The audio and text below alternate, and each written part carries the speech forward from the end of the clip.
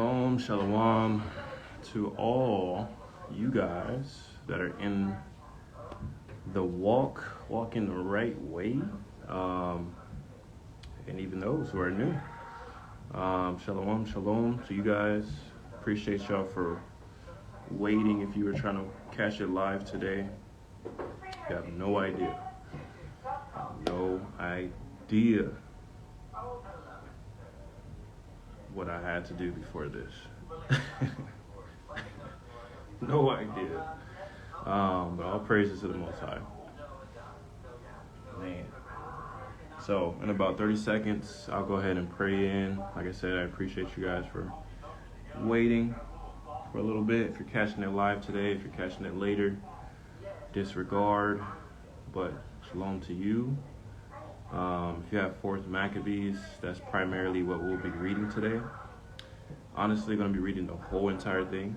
And it's going to go by very quickly because we're not going to spend time a lot on the framework in the beginning of it. That's actually going to be pretty short. The 4th Maccabees is really what we're reading today. If you hear any background noise, my daughter is in here right now, but she's chill. She's watching her little movie. And when my son comes in here, that's when the noise will probably really start. So, of course, may see me pause it here and there, and say little things to the kiddos. So please disregard.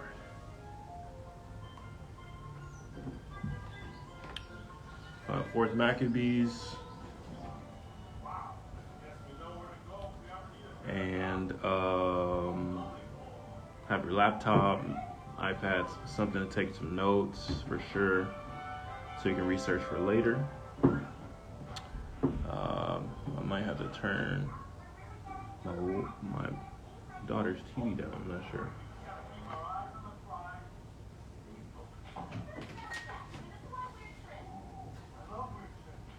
This study is very, very, very, very, very, very game changing.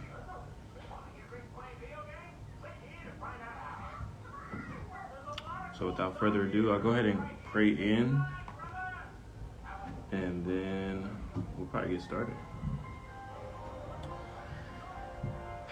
Dear Abba Haya, we just thank you so much just for your love, yet again, your grace, your mercy, just for bringing us here to this moment. We ask that you just continuously provide for us your word, your wisdom, your truth, your direction, your instruction, just your guidance, your counsel, your power, your righteousness, all your character. We ask that you just continuously pull us towards you and keep us in that right path as we continue to make deliberate choices to follow you, and conscious choices to follow you, and righteous heart choices to follow you and your word and do the things that you're asking us to do, all in your spirit. We ask that you just continue to allow us to be set apart in this world and endure to the end, and continue to bless us to be able to understand what we need and to make our election sure as we work out our faith with fear and trembling. We ask that you just allow this study to break strongholds today. Give me the strength and the energy to persevere through the study, and just ask that you use a special prayer for those who are maybe sick or maybe tired or whatever it may be. We ask that you cover them in the name of Messiah Yahshua, and we just ask that you just continue to open us and remove those barriers between our mind, our heart, anything that's keeping us from growing and moving forward in you. I ask that you continue to work on the different blocks that we may continue to keep above us or keep on us, that is hindering us from also receiving your word. We just ask that you allow you, for you, it's all about you and your word and what you're speaking today, and not me. And I ask that you just continue to allow me to be your servant to my brothers and sisters, and allow my brothers and sisters to sharpen one another, and to be able to help those who are also perishing and also those who are walking alongside them in the truth. And we just give you all the praise, glory, and honor in the name of your Son, Messiah, shall we pray. Amen. Amen. Amen. All right. Yes, y'all. So welcome to Soul Ties number 3. Soul Ties 3. And this one is a very, very intriguing study. This one is titled The Power of Reason. Okay. A lot of you guys probably have never read 4th Maccabees. I remember when I passed by it, initially it was kind of like one of those brain fogging moments where you're just reading it and you're just like, what is this about?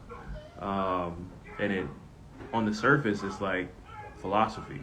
That's what it seems like. And when you're reading it, sometimes it might not be able to, you're not really able to understand it fully until you really sit down and understand it. But the beautiful thing about this is that all the studies that have been coming out are all leading to this. And all of them are just interconnected. I didn't plan it that way at all. I just, allow obviously the Most High to guide me, because if I don't allow him to guide me, then I'm speaking through myself. And that's not, it's not what I do. That's not what we're supposed to be doing.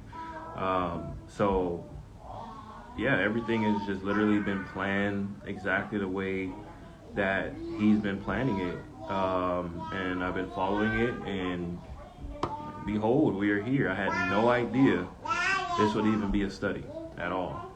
And if you just came, if you hear my children in the background, just disregard.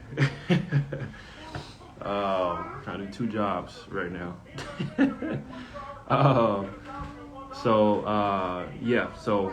it's just awesome. So whatever we're going to read and understand and learn today is just going to be completely game changing. And if you don't get it right on the back today, please revisit, please restudy, and just make sure everything is connected, that you understand it all. Obviously still, even if you do understand it, go reread it, go get more understanding, go connect more, as always, because that's why we are workmen in this walk, right? We're dividing the word correctly, and that's ultimately what I try to do for you guys, is divide it correctly, so that way, it leads to you guys understanding more, and then pushing you guys to research and grow more, and then, obviously, take some truth with you and equip it to yourself. My daughter's just funny. All right, so without further ado, I will share the first slide. Where's my first slide? Okay, so a short review. So Soul Ties number 1. So we basically talked about that we talked about the basis of the soul tie, the foundation of the soul tie, and understanding that, with the demons and things of that nature, that we have a direct soul tie with these demons, whom are the spirits of giants, in which these giants came from the fallen angels having children with females. And because of that, those demons, spirits, do not die. They don't necessarily, obviously don't die. But we did also understand that 9 out of 10 of them went to Sheol, went to the abyss, in the place of condemnation, and 1/10 of them are controlled by Satan, or or Matsima, as it says in Jubilees, whom many call Satan. And that's up for a small debate. If some people may say, okay, well, maybe it's this one, whatever, but pretty much you got to line up Enoch and Jubilees to really make sure you can find, let's just say, really want to find that name specifically, but whom also people call Hasatan as well. He has many names. So just like the Most High and the Messiah have many names to them, Satan has different names for him that he's gone by over the course of time in this world. So we found that out in the soul ties. We understood that. We went through some really good foundations, and then later on we did the know your enemy portion, where we really was just understanding within spiritual warfare how our enemy works on so many different levels. And that's the main thing why, if you're trying to get to the spiritual warfare weapons and you're like, well, there's prayer involved, there's this and that. The issue is, a lot of times there's certain things we have to do within spiritual warfare, within our weapons, that are specific to specific issues that are going on, depending on what's going on in your life, specific to certain demons that are attacking you, the different spirits that are at work within your workplace or in the world, wherever you may be at, and even, obviously in your flesh. So there's different specifics for different portions of the warfare that we're not always, or haven't really been aware of. And that's really where we understood so much more about knowing our enemy, because we have to understand how the enemy works, right? Can't be on a battlefield and you just going in blind. Even though we know the Most High is with us, he still wants us to gain wisdom, right? There's wisdom in every single portion of everything that we understand and learn and do. And by the way, if you guys let me know if the background sound is too much, I'll go turn it down. But yeah, so there's wisdom embedded in everything. So then all of a sudden this fruits of wisdom study comes up, and we just blew the top off of that, where we just understood where the Most High character is stemming from, and how that actually is within us to be able to present these fruits of wisdom back to the Most High, because we are his first fruits, right? Obviously the Messiah is the first of his creation, but even through the Messiah whom we are made, we are his first fruits, and he's going to present to the Father. And he's not just getting any type of fruit that's not ripe, that's not pure, that hasn't been purified. So we went into a lot of detail with that fruits of wisdom, and it was just amazing. And that's humbly speaking, because that's what the Most High was able to show us, right? To be able to understand what more of what wisdom is, and what more of what we need with wisdom. So we did that, and then we did a Soul Ties 2, right? So once we did Soul Ties 2, that was even more in depth. We talked about a lot of, this thing is on a little swivel thing. We talked a lot about the conscious and the not unconscious, yeah. Well, a little bit about the unconscious, but subconscious. We talked about sin, right? Understanding more about sin and how the enemy utilizes sin. So we went really in depth into all these different things, right? And now we're at this specific portion where we're going to learn today of understanding this major portion of wisdom that is very underrated or overlooked, or even if it's probably not even really known. And it may seem like it's simple when you think about it, but it's so much power in it that you probably will never hear it. You probably, not just about me saying it, right? But you probably won't ever hear or see this anywhere. And it's crazy. It's just the time for it now, and the timeliness of what we're going to talk about today is it's indescribable. But by the end of the study, you guys will understand what I'm saying, and you'll really it'll really open your eyes more, because that's really what the Most High is doing within spiritual warfare, is he's opening our eyes to so much. He's opening our eyes to just understanding so much, so we can actually be like warriors. He don't want any weak warriors, right? So he really wants strong, understanding warriors, because that's also within the spirit. Understanding, right? Power, wisdom, counsel, reverence, like that fear. So righteousness, right? And so these things are within his spirit. And in order for us to get to him and present ourselves, the living sacrifice unto Him. And in order for us to make it to this walk, we have to have those things in the Spirit, because He says that He's looking for those who worship in spirit and in truth.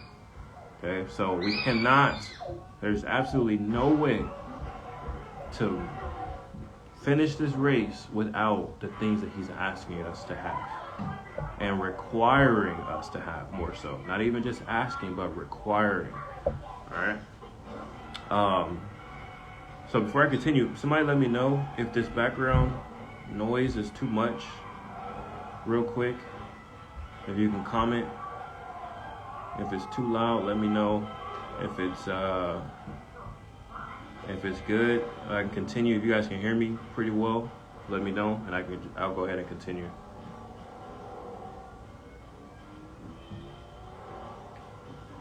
It's a little loud. All right. Give me 1 second, yo. My daughter over here on she's over here enjoying her little movie.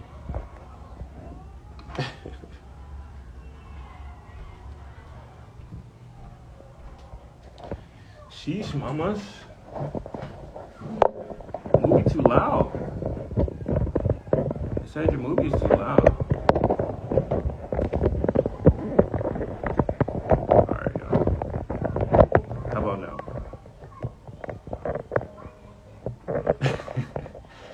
You're supposed to tell me that earlier, but no, I appreciate it.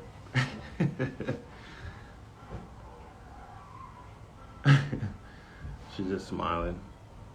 She's not crying, y'all. She's smiling. All right. So, well, yeah. Hopefully, y'all heard all of that. But yeah. So, without further ado, let's go ahead and start our framework portion. Getting this framework down, and this is not going to be. This portion isn't going to be long at all, because the 4th Maccabees is what we're really focused on reading. But in order for us to really, get a gist of what we're about to read, let's lay this framework down.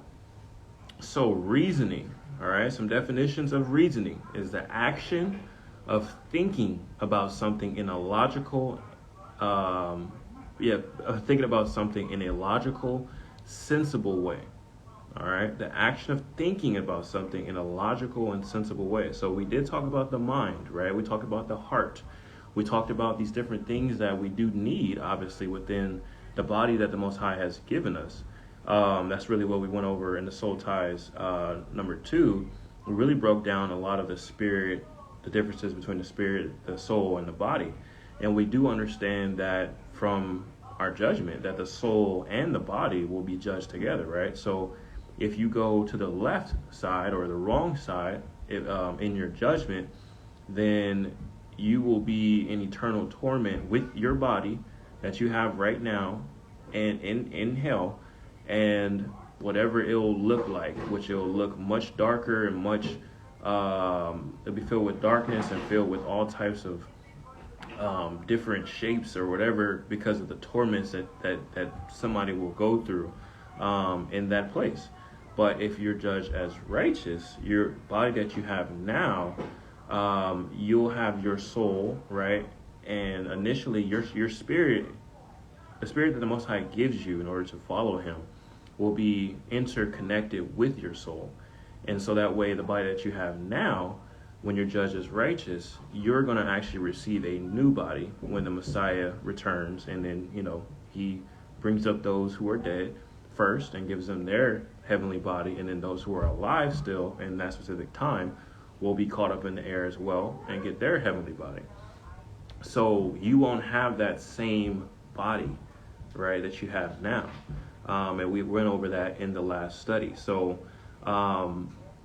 when it comes down to reasoning in logical way, sensible way, we understand that the Most High has given us a mind. And we're going to read on that a little bit about the mind as well in 4th Maccabees when we start reading. But He's blessed us to have this mind, right? And then obviously our heart, which He literally searches day in and day out throughout every single portion. And anything that comes out of our body, it says in scriptures that like literally creation is witness to everything that we do on this earth. Everything. The creation is witness. The angels are witness. So nothing that we do will ever just be unaccounted for, right? It can be forgiven, but it's not unaccounted for, right? So ultimately, with logic, yes, you absolutely have to use logic in this walk, in spiritual warfare, because spiritual warfare is embedded in your walk, regardless.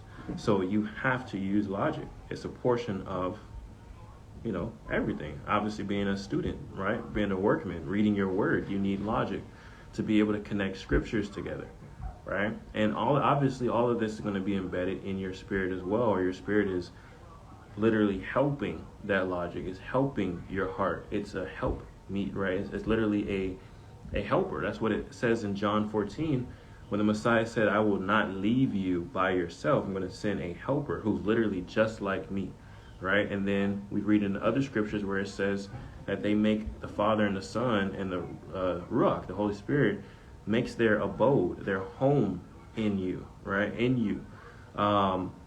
Especially in the ones that are walking in truth, in which we understand also as wisdom, right? Wisdom is going to be within the person truly walking in truth,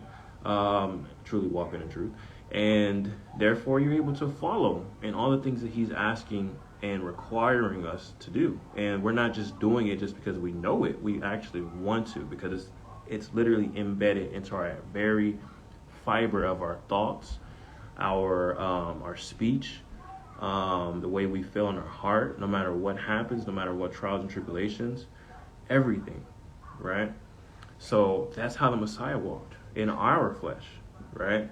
So this is a portion of that logic. So let's see some more definitions. The act or process of a person who reasons, the process of forming conclusions, judgments, or inferences from facts or premises. The reason, arguments, proofs resulting from this process. Okay, so that's pretty self-explanatory. The process of thinking about something in order to make a decision. Okay, so it's a process of thinking about something in order to make a decision. It says if there's no reasoning with someone, it is impossible to persuade that person to change their opinions or actions.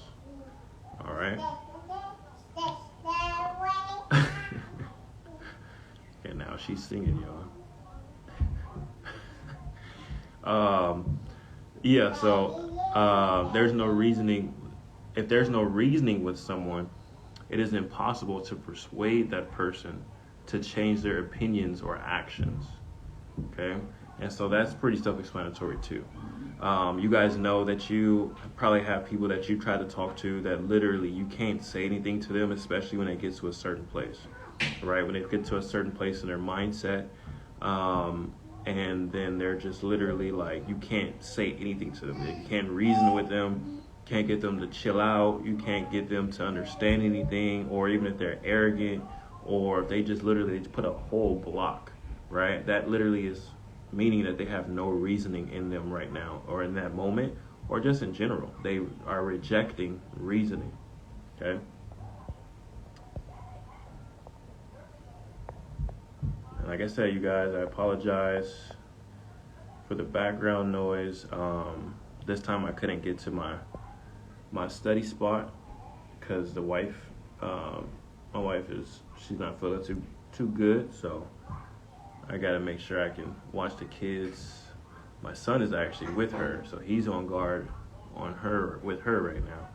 So I'm watching my daughter, little troublemaker, so she can chill out. So, and then I'm doing this study. So, all praises.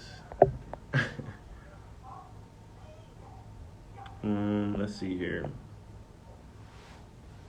All right, so there's some Hebrew and Greek understanding with reasoning. All right. If you got your laptop or iPad, whatever you have, to be able to look up these words with me, I'm going to read something from the Bible study tools on reasoning.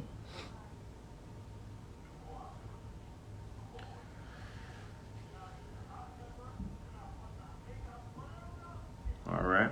So it says here, reason, quote unquote, with related items, with related terms, has a diversity of meanings, representing a large number of Hebrew and Greek words and phrases.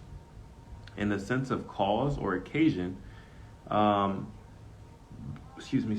stands in 1 Kings 9:15 for dabar, a word, but in most cases renders prepositional forms as from, with, because of, or for the sake of. And this is the main one. As the ground of argument for anything, it is the translation of ta'am. Okay, so we'll look up the word ta'am, and then it says the principal Greek words for reason and reasoning are some of the words that it mentions up here, which we're going to read. But this is going to be a really cool one. It says the Christian believer is to be ready to give a reason or logos for the hope that is in him. Okay? For the hope that is in him. So that word logos is a very famous word that a lot of, that's very prevalent in Christianity especially. So we're going to read that. So let's go to ta'am first. And I put the numbers here. But like I said, I was reading from the Bible study tools. So all you got to do is put Bible study tools and then the word reason. The word reason. Give me 1 second, y'all. Robin. 1 second, y'all.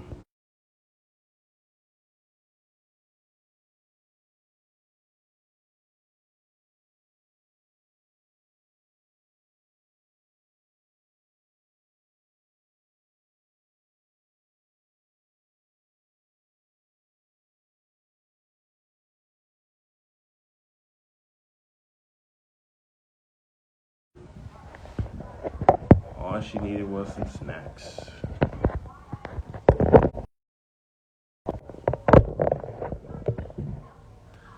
This is crazy, y'all. I don't understand. Some of y'all really don't understand, like, the amount of changes a man and a woman has to do when they have children. Like the whole transformation of like your mind and your body and your like everything. Like it's a change that's built off of like accountability and responsibility. It's crazy. Like it's a whole different motor. It's a blessing, but it's so different. It's interesting. All right, so I'm gonna go ahead and read about ta'am. So basically, it's 2940. In the Hebrew, it means properly or a taste, a mandate or advice, behavior, decree, discretion, judgment, reason, taste, or understanding. Okay, so this is a portion of what we're breaking down and understanding about reason. All right. So we got another word, yakah. All right, and that means to decide, a judge, to prove. Okay, these are just different words that are connected to reason. And I'm going to read something from the Abraham Publications that talks about the etymology of reason, and this one is going to be logos. So etymology of logos. So it says the name logos, meaning word, isn't really a name, but rather a phenomenon that happens to be a living person, capital P. Together with the important but difficult noun theos, that phrase word of the Most High is formed. And that is one of the titles of the Messiah. Right? So word of the Father. That's one of the titles of the Father. Of the Messiah. So the word of the Father, or the word of the Most High, is introduced into biblical narrative as early as Genesis 15:1, where he is called, let's go research that real quick. This one has the Hebrew word. Let's see here. Genesis 15:1.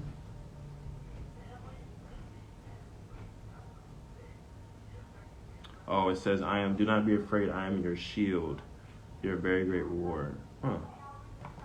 Okay. So it says, but as an active character, the word of the Most High obviously appears at the beginning of creation, where the Father not only spoke everything into being, but made creation a manifestation of the word he contained. In the New Testament, these difficult things are explained most clearly by the Apostle John. So that's one of the interesting things about the word haya, right? Or some people use a haya or a heye, depending on how it's spelled. And that word is a verb for creation. A lot of people say it's I am who I am, but the Hebrew word, right, haya, is literally meaning to create, to manifest, to create ultimately. And that was used as a verb to personify the Father and the Son. So it's not just a word just for the Father. A lot of people may say it is, right? But ultimately, it's not super of an issue. It's just something to note about the actual Hebrew word in that specific sense of creation. So it says that in John 1 through 3, we see that it says, in the beginning was the Word, and the Word was with the Most High, right? So we know that scripture very well. But with the word logos, you can ultimately see, like it says, in the beginning was the logos, right? And so what we're understanding with logos, meaning literally the word, and it's literally tied to reason, okay? It's literally tied directly to reason, all right? Which we understand with reasoning, going back to the regular definition, it says an act of or process of a person who reasons, who forms conclusions, who judges, who makes a decision. So if you look inside of that, right, you can think, okay, where the Most High, through the Son, made a decision to create us, right? He reasoned to be able to understand through his ultimate wisdom, because wisdom was there as well within the creation, of creation of every single thing, that he reasoned to make it at whatever appointed time specifically he reasoned to do so. And so, I mean, it makes sense, because if you want to go, let's just say, if you want to go make some food, right? Either you're going to go find the ingredients for it to be able to say, okay, well, I either have it or don't have it. I have to go get it. And then you'll say, okay, well, how do I make it?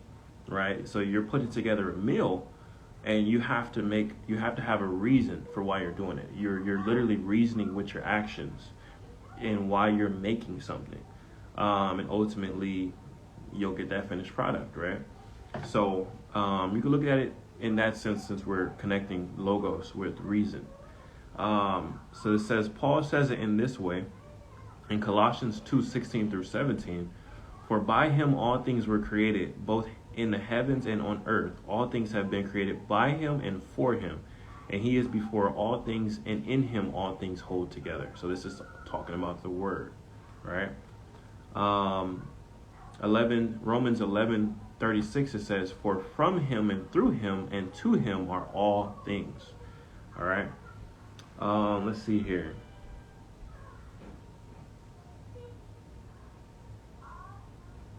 Okay, so let's see. Do I need to read anything else? So this is just something about logos, etymology from the Abrahamic publications. All right. So that's really all you can really take from that. Obviously, go read it for yourself, but it also means to speak intelligently, logos. The verb lego means to speak intelligently. And it appears to have originated in a collecting or gathering together. So it means to bring together, gather, or collect. So ultimately, intelligence as an interconnected network of things known, or the expression of that intelligence. The intelligence, okay? So the expression of that intelligence, of things that you understand in the word. That's what logos mean, and that's directly connected to reason, okay? What else here? Let's see.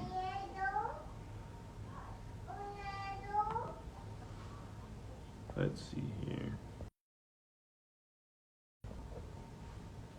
All right.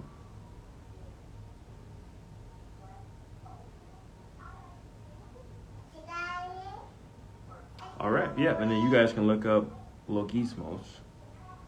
So it's ultimately still connected to logos. Let's see here. Yeah, so let's continue. And if you guys have any questions in the midst of this, definitely don't hesitate to ask. So there's different types of reasoning. These are not all of the actual different types. Sometimes they say it's 6 types of reasoning or it's 8 types, but I chose the 4 that I felt like was more prevalent just for foundations, for a foundational understanding of reasoning, that you guys can also obviously look at more into and kind of get more in detail with as well, because we understand that logic, right, within our mindset, when it also talks about not being double-minded, right, we're going to understand what power reason has within our logic of not being double-minded, right, and also understanding how to be single-minded. That's also connects directly to our heart, and then our actions, right, our fruits, and obviously with wisdom and the Ruach. So everything is literally going to connect today. So with these type of reasonings, is very, very interesting. Inductive reasoning. All right. So inductive, I do have some little images to show. So it says inductive reasoning, you start by making observations or gathering data. Okay. Or it's a method of reasoning in which a general principle is derived from a body of observations. So it consists of making broad generalizations based on specific observations. And I'm going to tie all of this obviously to the word. Inductive reasoning is distinct from deductive reasoning, where the conclusion of a deductive argument is certain given the premises are correct. So I'm going to show you guys the screenshots that I have for this. Let's see here. Okay, so let's just say there's a certain argument, right? So the argument is a collection of statements, premises, intended to support or infer a claim or a conclusion. Okay, so I'm going to make sure I read these definitions because I wanted to make sure we have this on the study. We have this on the study, so that way when you guys read it, or if you want to go back, you guys can actually have it, so that way it's making sure we're all connected. So we're going to look up the word premise.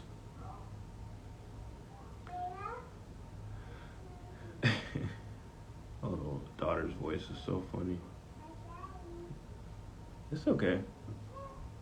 Premise is an idea or theory on which a statement or action is based. Okay? Basic statement upon whose truth an argument is based. Okay?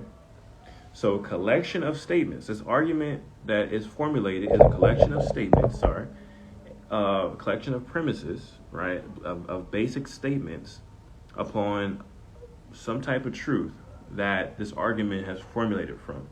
Okay? And it's intended to support or infer a claim. Okay? Each statement has a truth value. Okay? So when you go to inductive reasoning, which we're talking about today, let's see here. It says that, and I need to pull that image up because obviously I can't see it too well on this screen. Thank you, Instagram.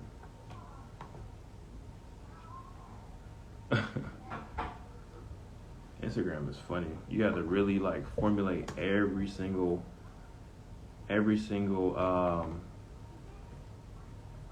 every single picture, and I try to, but you have to literally be like super on point with it.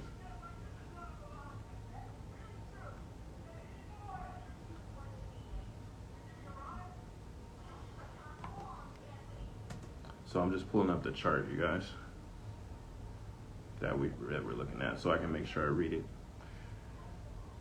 All right. Okay, so at the bottom, it says here, inductive is conclusion follows from premises with some probability. All right, and then you obviously see how it goes into strong or a weak. And then you guys can't see it because it cut it off, but it says cogent or uncogent, which is either the cogent is either going to be true or the uncogent is going to be untrue. Okay, and then obviously when we talk about deductive in a bit, it's either going to be a sound statement or it's going to, you know, whatever that has come from the reasoning is either going to be sound or it's going to be not sound. But ultimately, it's either going to be true or untrue, right? So when we're looking at this word, let's just say we go back to the Trinity doctrine, right? So there has been a whole bunch of reasoning on why the Trinity doctrine is true, right? But then when you say, okay, this is an argument that the Trinity doctrine is incorrect, I think the main thing with this community is interesting because people say, okay, well, yeah, I love the word. I love this word so much and I live for it. But then people tend to just repeat a lot of what someone else said, right? And then they muscle memory, they practice listening to someone else or repeating what someone else said and their reasoning, and therefore they make it valid or true, right? And then they project it onto others, right? That's why you see, especially this names thing, how interesting it is with that, right? So if we actually do the work as workmen, studying to show ourselves approved, right? Being able to break that down and understanding what that is, let's just say we're going back to the Trinity doctrine. If your argument is the Trinity doctrine is wrong, then you have to either you're going to have to go with some type of reasoning and explaining why that is, whether it's to yourself or to someone else, right? So through inductive reasoning, I'll pull up another image here.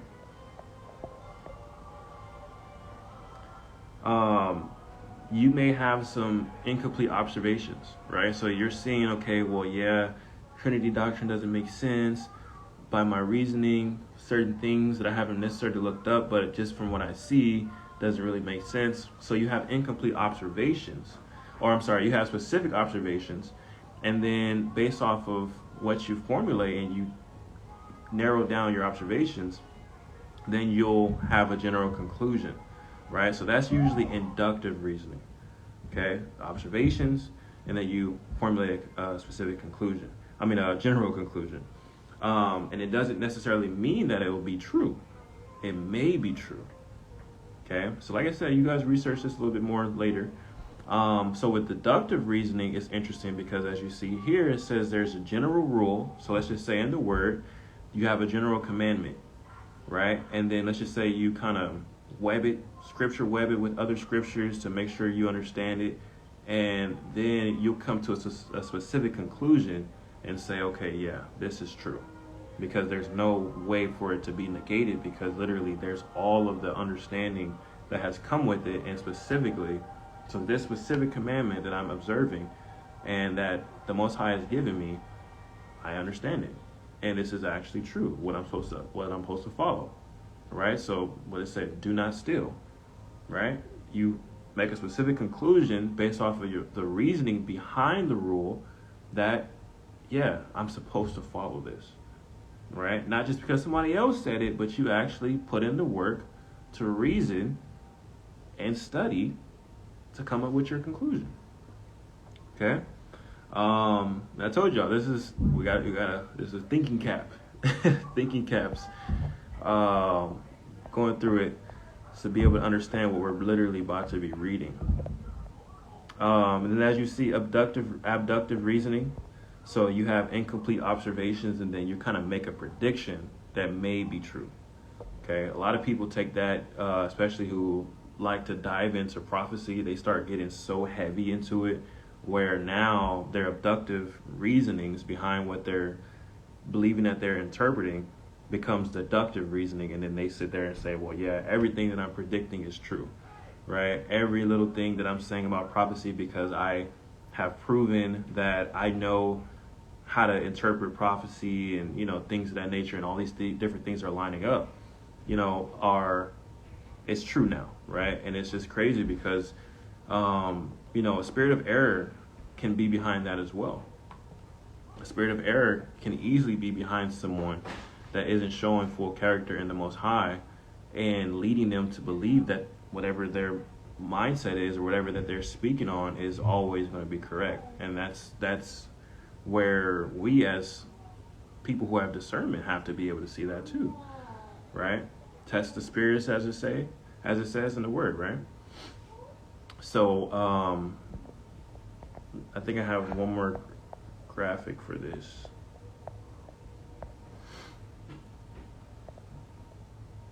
So another example for deductive, and we're formulating this framework because literally when we start reading, it should help everything make so much more sense. Deductive. So an example: all men are mortal. Socrates is a man, and then Socrates is mortal. Right. So that sounds pretty simple, right? And then we're reading this with our understanding based off of what we just saw. I'm going to go back really quick. So general rule, right, for deductive reasoning. Inductive reasoning has specific observations. And then abductive has incomplete observations. Okay? And it's crazy how a lot of these things are actually changing these days. So you can't even really say Socrates is a man because now they're trying to change it up. It's crazy. So inductive, right? Socrates is a man. Socrates is mortal. All men are mortal, right? Abductive, all men are mortal. Socrates is mortal. Socrates is a man. Okay, so like I said, you guys, please go back and read more about reasoning. I just wanted to present some, it's a little bit of details within reasoning that can kind of spark your interest, just for you to kind of, add to your own discernment depending on how much you study into it. But on a general level, when we read 4th Maccabees, it's going to give a very foundational understanding of reasoning. So we won't have to really remember all of these different things. But please, when you're reading into reasoning also, once you read again and you start reading more into different things that Moses did and all of that, you'll actually start seeing reasoning so much more in scriptures. So for example, when Abraham in Jasher chapter 23, when Abraham and Isaac and they were accompanied by Isaac's brother, I forgot his name, and their servant, that they were basically, Abraham had to go sacrifice Isaac, right? And so we get a more detailed understanding in the book of Jasher, where the enemy was trying to hinder them from actually going to that mountain to go sacrifice Ishmael. Very good. Thank you, Mike. So the enemy was trying to hinder them, right? So at a certain point, they're getting ready to cross through a brook. And this brook, it's like a area of water. And as they were crossing, the water started filling up, right? So it says specifically that Satan made himself like a brook. He made himself where literally he's filling up this area with water, right? And so Abraham and Isaac, they start kind of panicking slightly, right? Just what the heck is going on? Because the water starts filling up to their neck. And so through their reasoning, Abraham's reasoning, it says in there that he literally thought back and was like, there wasn't any water in this brook, right? because he already had made those observations and had remembered what was going on, and said, okay, by this reasoning, by this understanding of there was no water here before, that it's only by Satan that this water has come about the way it has. And so he tells Isaac that it's the work of the enemy, and then the enemy literally flees because he can't do anything to Abraham anymore. Like, he's tried different things and he can't do anything. It's no way, right? Because literally Abraham is so locked into understanding and knowing his enemy that it's already done. So that's a really great example of just the reasoning portion, right? That you actually start applying and seeing in so many areas of Scripture. All right. Exactly. Resist the devil and flee from him. So now that's key. Remember that. It's real key. All right. Real key. Okay, y'all. So I think we pretty much laid this foundation.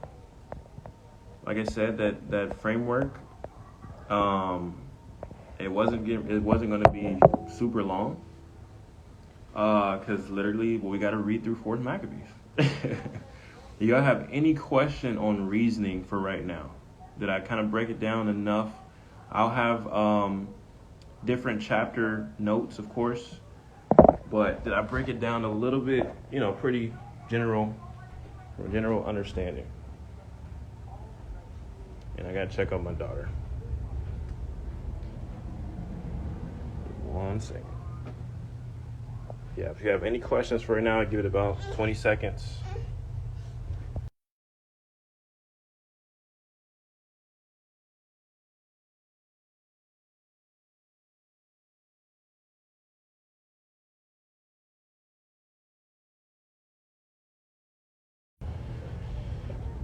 All right. He said I came in late to my favorite class. Yeah. I'm doing my best right now, y'all. Let's study. Like, once we start reading, like, I promise you, like, it's super mind-blowing. So without further ado, please pull out 4th Maccabees. All right, as you guys are getting it, I'll read a little bit summary of 4th Maccabees that I have here. I understand it as the reasoning you use or have will determine how you take in the info, or it affects your discernment. Okay. Very good, very good.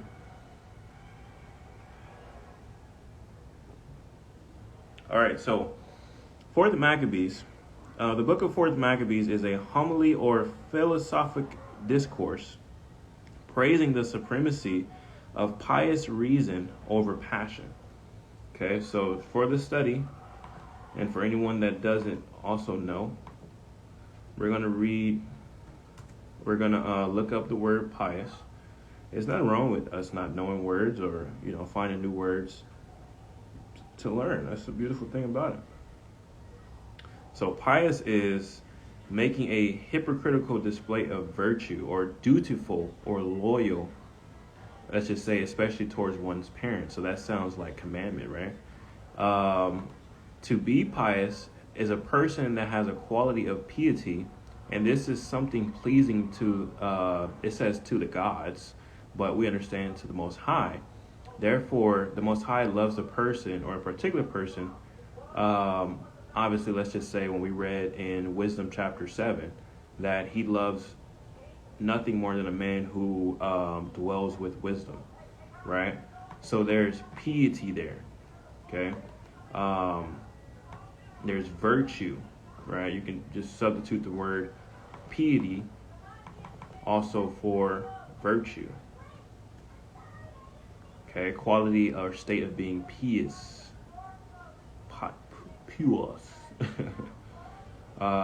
fulfilling religious obligations. Okay, so it says that 4th Maccabees is a philosophic discourse praising the supremacy of pious reason over passion, It is not in the Bible for many churches, but it is an appendix to the Greek Bible and in the canon of the Gregorian Orthodox Bible, or Georgian, Orthodox Bible. It was included in the 1688 Romanian Orthodox and the 18th century Romanian Catholic Bibles, where it was called Iosef. Interesting. It is no longer printed in Romanian Bibles today. The book was ascribed to Josephus by Eusebius and Jerome. Oh, I can see that actually. Josephus, if you don't know anything about Josephus, very good writer. He has a book. I used to have it actually. It's a very thick book, but I believe it's called The Antiques of Josephus, if I'm not mistaken. And he actually tries to give a lot more detail on the history of basically the Jews, right, of Israel. And he breaks down a lot of things. Some of it may not necessarily be like fully true, but he did so much research. This man went into so much detail. I think it's a good read if you guys can read into it. It's called the Antiquities or Antiques of the Jews, if I'm not mistaken. But that's Josephus. He's a very studied man. But yeah, so it's saying that he could have more than likely wrote Fourth Maccabees. Let's just see. It says it was accepted for many years, leading to its inclusion in many editions of Josephus's works. Scholars have, however, pointed to perceived differences of language and style. This book is generally dated between 20 and 130 AD, likely in that range. Okay, so that was a short little summary of Fourth Maccabees. And with any book in the Apocrypha, okay, it has to line up with scriptures, okay? Has to line up with all types of scriptures, obviously more than one if you can. 5 to 10 is great, right? But it has to be connected, not your own interpretation, because we can actually get more understanding and or interpretation if we connect his word together, right? That's what scripture webbing is about. Okay, so Fourth Maccabees, y'all.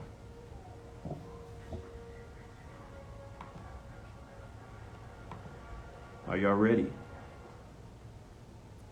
Are y'all sure y'all ready for this? Because literally, we're about to read, like, everything.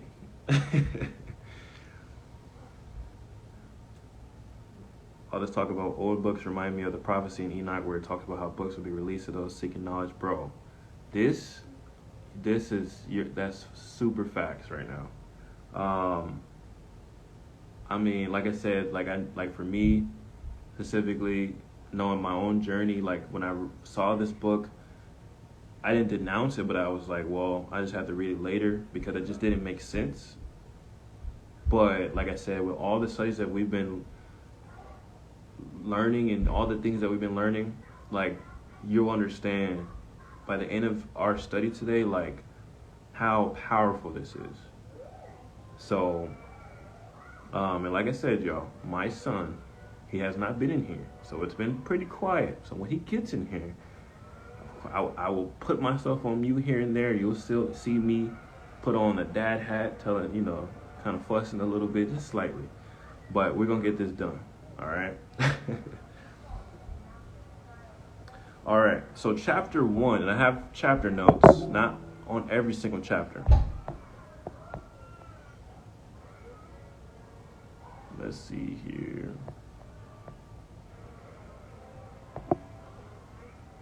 Okay. Fourth Maccabees.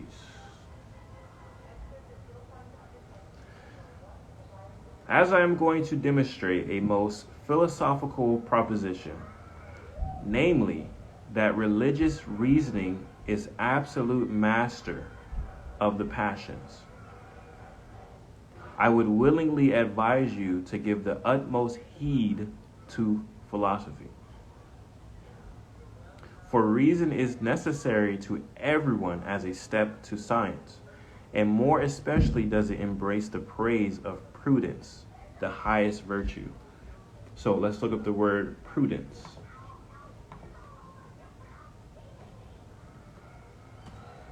feel like you're in class today. So prudence is the ability to govern and discipline oneself by the use of reason. The ability to govern and discipline oneself by the use of reason. It's a skill and good judgment in the use of resources, use of your fruits, caution or circumspection as to danger or risk, management of affairs, wise in practical affairs as by providing for the future, caution with regard to practical matters or discretion. So you're avoiding danger with close attentiveness, and you're disciplining yourself and you're governing yourself by the use of reason, which we understand was, going back to our definition, the action of thinking about something in a logical or sensible way. You're forming conclusions, you're judging different things, you're understanding the arguments or the proofs, whatever is going on. You're making decisions based off of logical reasoning within your mind and in your heart, obviously within your ruach, right? To be able to understand what's going on, to also see what you need to do and make action. So therefore, with prudence, you have a discipline, a governing of yourself. And you're able to act based off of how you reason. So in here it says, again, reason embraces the praise of prudence, which is the highest virtue. Verse 3, if then reasoning appears to hold the mastery over the passions which stand in the way of temperance, such as gluttony and lust, it surely also and manifestly has the rule over the affections, which are contrary to righteousness. And here you may see it says justice, but it's also another word for righteousness. So reason surely has a rule over the affections, which are contrary to righteousness, such as malice, and of those which are hindrances to manliness, or as wrath, pain, and fear. Okay, so let's kind of break this down just a little bit. We'll look up the word temperance.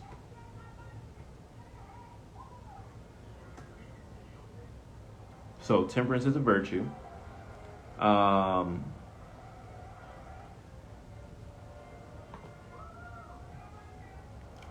It just means you can put self-control in that word for temperance. Serenity, like a peace. Being able to, like we saw, prudence, be able to guide yourself through self-control, right? Put that scripture down there, Penelope. I like that one. A prudent man foresees trouble and hides himself. Okay, we thinking now. Bro, it's just chapter 1. We read 4 verses. Let's go. So temperance, quality of moderation or self-restraint, self-control. Okay. So reading again, end of verse 3. Or I'll read verse 3. Reasoning appears to hold mastery over the passions, which stand in the way of self-control, such as gluttony, and lust. And it surely has rule over the affections, which are contrary to justice. So let's look up affections. So these words are going to come up again. So if we can master our understanding of these words, then we'll be able to understand what's going on. And like I said, I study with y'all during these studies. Just because I put them together, I'm always looking forward to like understanding like I never read it before. So affections, you could just say feelings. Let's just use that for feelings. The qualities of that feelings or things that come about, the emotions. Okay. So reasoning has rule over the emotions or the feelings which are contrary to righteousness, such as wrath, like anger, pain, and fear. Okay? So verse 5. How then is it, perhaps some may say, that reasoning, if it rules over these feelings or these affections, is not also the master of forgetfulness and ignorance? They attempt a ridiculous argument. So initially what they're saying is, if reasoning has power over your emotions and things like that, whatever the case is, ultimately like your logic in a sense, how wouldn't it be master over forgetfulness, right? And ignorance. Okay, so they're trying to bring an argument to ignorance being not knowing, right? Not knowing something. Forgetting something, obviously, that, let's just say if you had some instructions that you were forgetful, let's just say in the time of action. So verse 6, it says, for reasoning does not rule over its own emotions or its own thoughts, but over such as are contrary to righteousness and manliness and temperance and prudence. Yet over these so as to withstand without destroying them. So we see here reasoning is like a wall. Reasoning is like a wall against these things that are contrary against righteousness. Verse 7. I might prove to you from many other considerations that religious reasoning is sole master of the passions, but I will prove it with the greatest force from the fortitude of Eleazar and 7 kindred and their mother, who suffered death in the defense of virtue. For all these, treating pains with contempt even to death, by this contempt demonstrated that reasoning has command over the passions. For their virtues, verse 10, then it is right that I should commend those men who died with their mother at this time in behalf of restitude, and for their honors I may count them happy. For they, winning admiration not only from men in general, but even from the prosecutors, for their manliness and endurance, became the means of the destruction of the tyranny against their nation, having conquered the tyrant by their endurance, so that by them their country was purified. So just to kind of sit here and make sure we understand within spiritual warfare.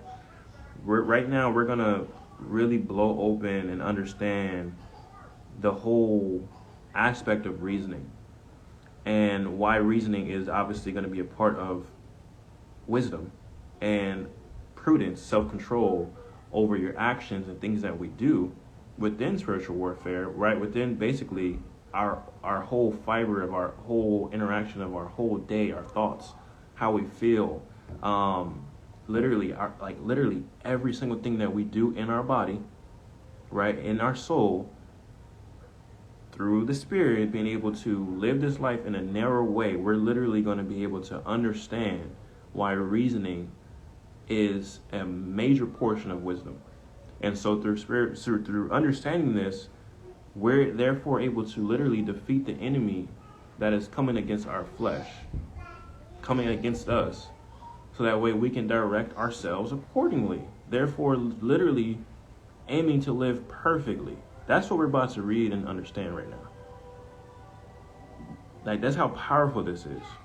Because we understand wisdom. We've been understanding wisdom so much more, and seeing that wisdom lives with the ones that are, seeking it, and you have to have a discipline for it and love and care for the Most High's instruction. And we know that we need to, cleanse our heart, have a clean heart, clean mindset. We know all these different things, and we may know our enemy, but this is the portion where literally, like, you will be able to do so much work in guiding yourself to literally warfare. This is a warfare this is, in a sense, it's a warfare weapon. So we're getting a warfare weapon. This is basically the first warfare weapon, to be honest, that we're learning about. So I just wanted to make sure we kind of understand that.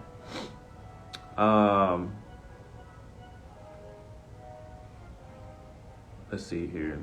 Verse 12. But we may now at once answer upon the question, having commenced, as it our wont, with laying down the doctrine, and so proceed to the account of these persons, giving glory to the all-wise Father. The question, therefore, whether reasoning be absolute master of the passions. So is it really absolute master of passions? Let's determine then, what is reasoning? What's passion? And how many forms of the passions? And whether reasoning bears sway over all of these. So I'm going to bring up another screenshot. So like I said, you guys, I have screenshots for most of the chapters, most of them. Not all of them. The main chapters. So I have here some portions of it you can read. Verse 15. Reasoning is then intellect, accompanied by a life of rectitude, putting foremost the consideration of wisdom. So you guys remember when we read logos earlier, the etymology of logos, we saw that there's an intellect portion of being able to reason, right? Logos, it says that within the verb lego, it means Lego, right? Lego means to speak intelligently, right? Bringing together, gathering, bringing together, collecting, right? So we understood that also logos from the noun portion literally directly points to the Messiah, who is the Word. So let's just say all together within logos, you're speaking intelligently, dividing it correctly, speaking about the Word intelligently, dividing it. Literally, that's a workman, right? So going back, it says reasoning here is that intellect, accompanied by a life of rectitude. So we're gonna look up that word. This word might come back up. Rectitude is a morally correct behavior or thinking, righteousness. So we can sub this word also for righteousness, as we are subbing justice also for righteousness.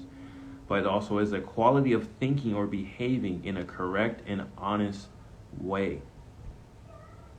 Okay, so reasoning is the intellect, the dividing of the word correctly and speaking on it intelligently, that's accompanied by a life of righteousness or a life of thinking or behaving in the right way, putting foremost the consideration of wisdom, whom we can also say, like Sirach chapter 24, I forget the specific verse, but it also says that wisdom is the instruction of the Most High.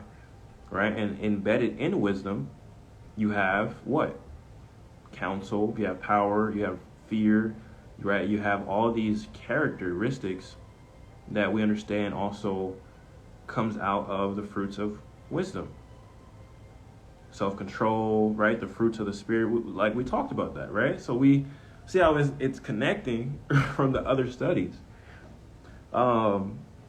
So let's go to verse 16. And wisdom is knowledge of divine and human things and of their causes. Verse 17. And this is contained in the education of the law, of the instructions, by means of which we learn divine things reverently, fear, right?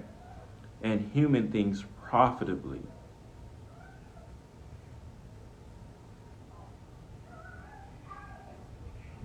Oh, yes, it's okay, sister.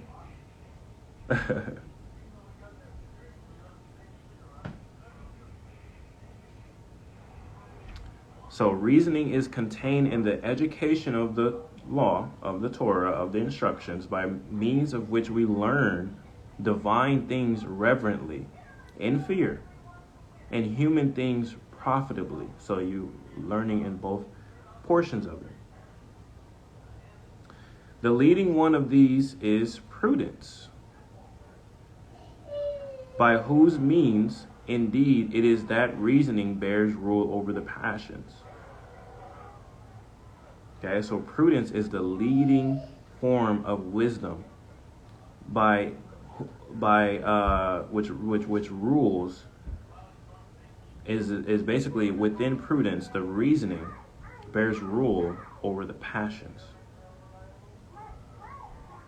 I just wanted to make sure. But I was supposed to show you guys a graphic here. This might come back up, but I just wanted to show you.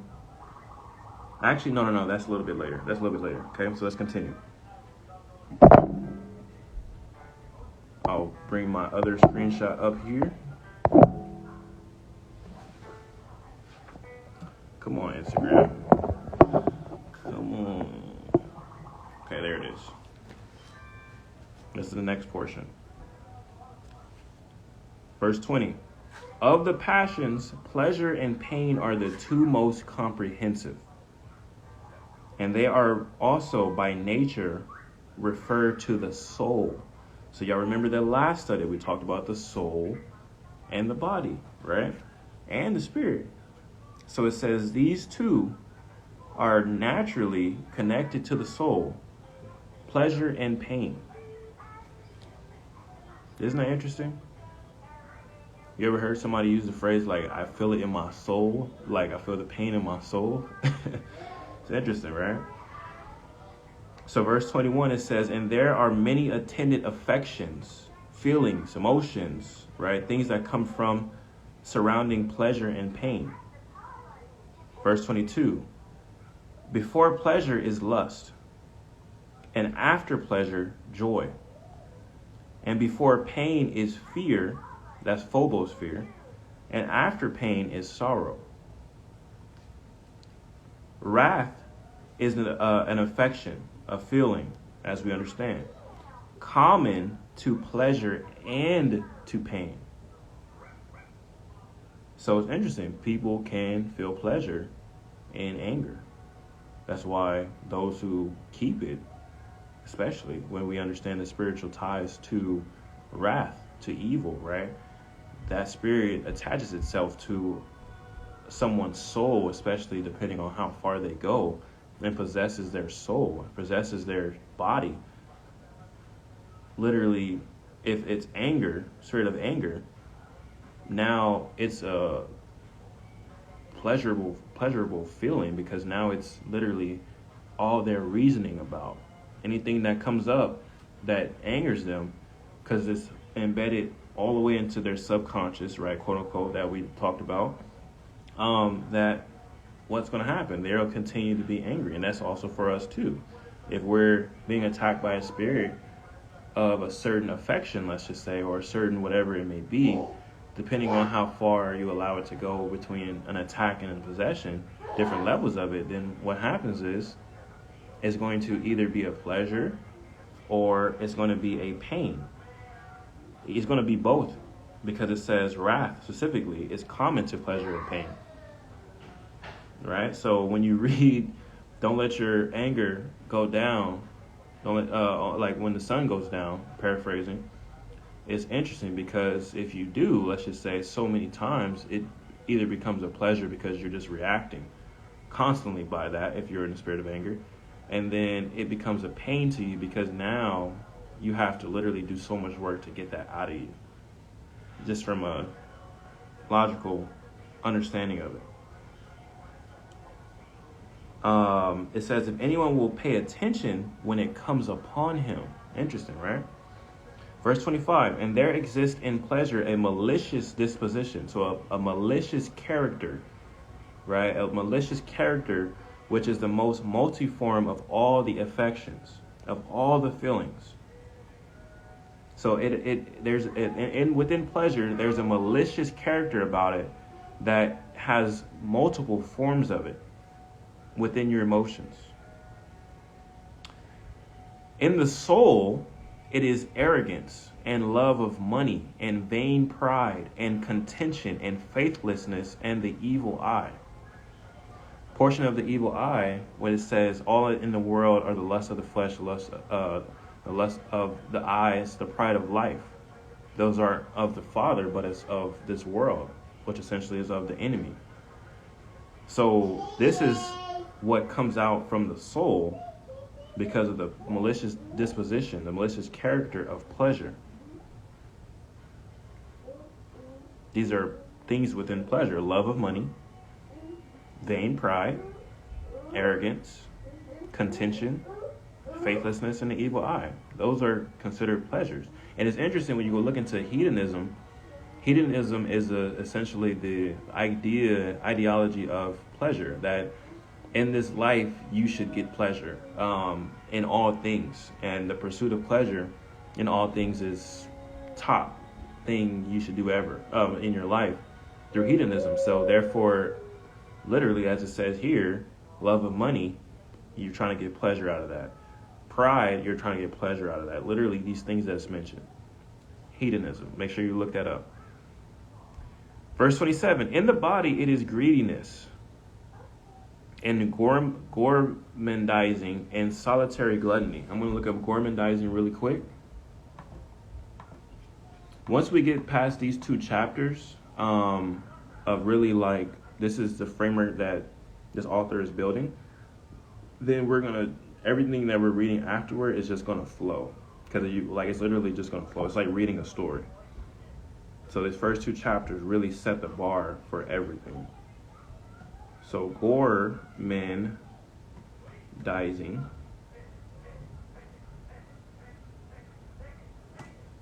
means eat good food, especially in excess. Buffet style, right? Buffet. So gormandizing. So in the body, it is greediness and eating in excess, and solitary gluttony, when you just desire so much and pulling everything to yourself. This is a portion of the form of pleasure within its malicious character. There's a good and bad side of pleasure, right? As all things. So you notice how it says in the soul, it's these things, and then in the body, it's these things. And it just literally proves also to our other study when we talk about the soul and the body together will be judged. It's crazy. What did the love of the money, there's a love of the money scripture, right? And what did the Messiah say? You either choose mammon or you choose me. And you have to choose mammon in your soul, in which your body will follow. Crazy. I told you, like literally, these studies just connect. The way that the Most High put it together, like it's crazy.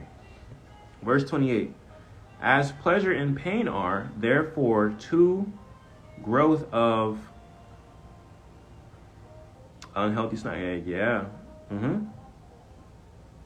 Very good. See, these are things. That's why we're taking these things, and we're really putting it into consideration of understanding. Because let's just say with that, sister, with the unhealthy snacking, we talked about our body being a temple, right? Last study, and what that fully means, especially with the soul and the spirit and everything like that, right? So even when you read into, let's just say, the food laws, so many people put out these studies about food laws specifically, and like what not to do and right to do.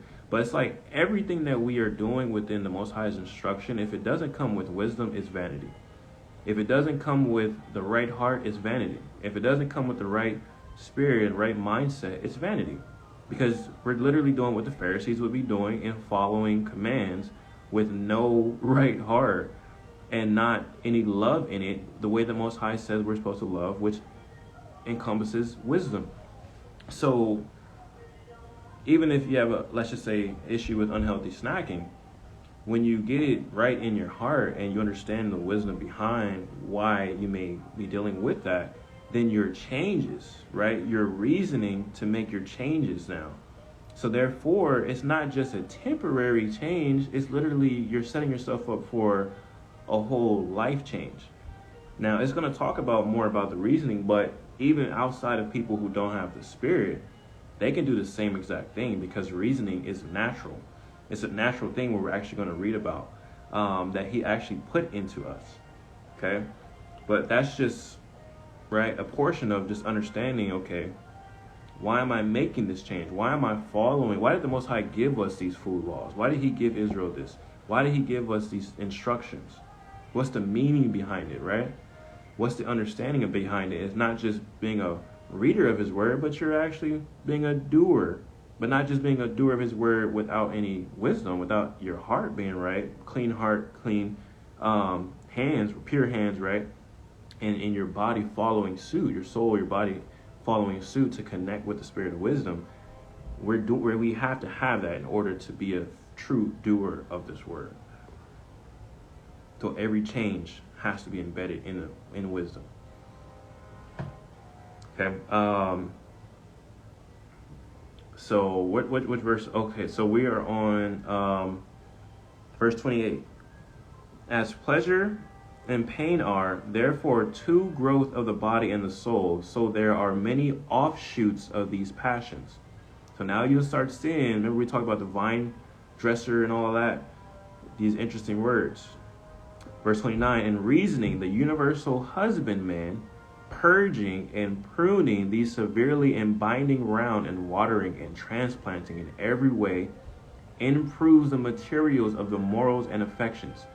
So reasoning, being that vine dresser and the vine, purging those fruits, right, within wisdom, those fruits, us, literally the fruits on that branch, on the branch of the Messiah, and the vine dresser pruning these fruits. Reasoning improves the materials, the fruits of the morals, the virtues, and the feelings and the self-control, all the things that come within our character.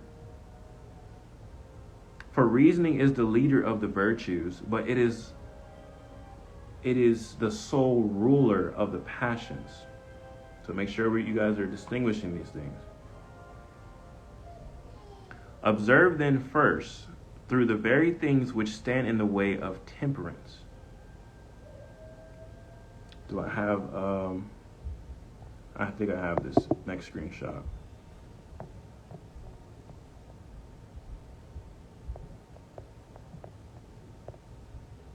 Yeah. Observe then, where we at? Verse 30b. Observe then first, through the very things which stand in the way of temperance, that reasoning is absolute ruler of the passions. Now, temperance consists of a command over the lust. Temperance, we talked about that being like self-control. So self-control consists over a command over the lust, which is a fruit of the spirit, right? Verse 32, but of the lust, some belong to the soul, others to the body. And over each of these classes, the reasoning appears to bear sway or bear control. Interesting. So some lusts are soul tied, right? And some lusts are tied to the body. Very interesting when you really think about it. Because soul and body have to be judged together anyway. So what the soul may be tied to in a form of the spirit of lust, if one heeds to that spirit of lust, it's going to come out in the body. And I'll read something else on that, but let me finish. It says, verse 33, for where is it otherwise that when urged on to forbidden meats, we reject the gratification which would come from them? Is it not because reasoning is able to command the appetite? I believe so. So like when you reject that pull to eat forbidden meats, he's saying that reasoning is there to help you not eat those forbidden fruits or forbidden meats. Hence it is then that when lusting after water animals and birds and four-footed beasts and all kinds of food which are forbidden us by the instructions, by the law, we withhold ourselves through the mastery of reasoning. For the affections, the feelings and things that come from emotions of our appetites are resisted by the temperate, the self-control understanding, and bent back again, and all the impulses of the body are reined in by reasoning. So you guys see how strong this is, right? I'm gonna give me a little second. We gotta drop some snacks off. Give me 1 second. Just think on that real quick.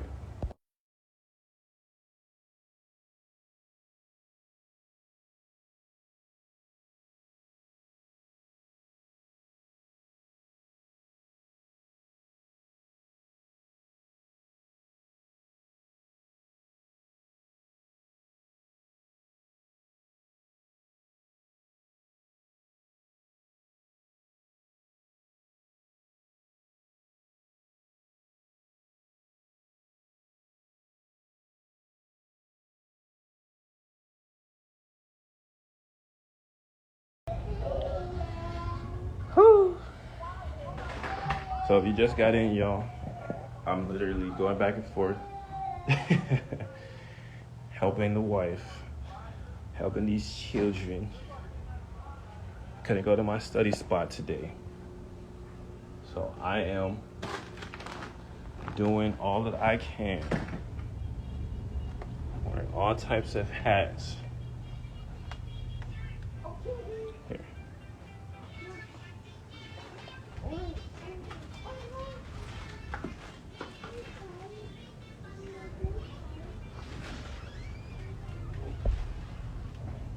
All right, y'all. Y'all make sure y'all tell my kids about this. If anything ever happens.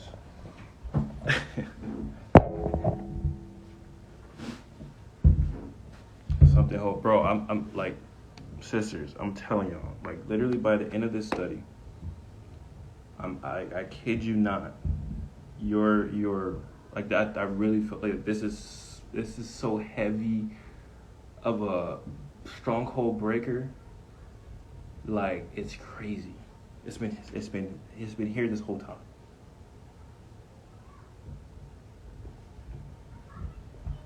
Okay. I'll praise it, sister. Praise to the Most High. Okay. So remember, first chapter 1 and 2 are framework as foundations for us to understand, and then once it gets to, I think 3, like we're just gonna flow through. It may seem like it's a lot of chapters in this book, but it's like reading a story, right? You can easily read so many pages of a book you really like reading, and that's how it's going to flow, okay? So let's continue with chapter 2.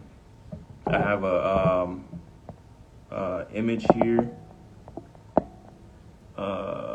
Chapter 2. Okay. So, what wonder?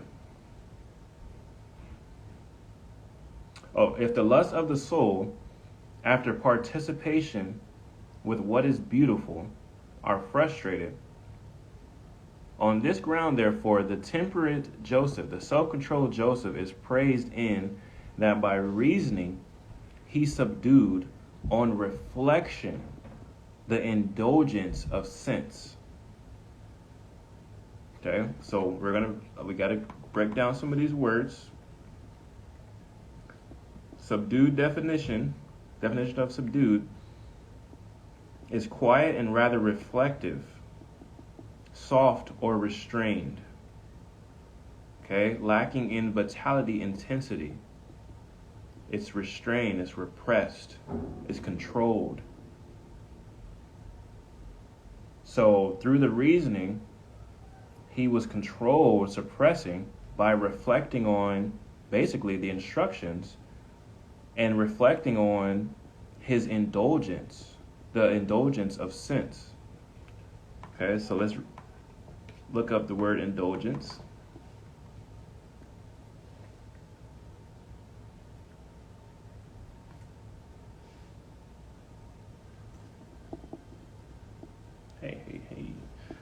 Is the action or fact of indulging, tolerating, something that's indulged in. You're taking a part in something. You are doing, let's just say initially doing something. You're having a gratification or a desire of something. Indulgent allowance or tolerance. So he reflected upon whether or not he reflected on the gratification of something and was literally using his senses. So you guys will see why it's going to say sense. Okay.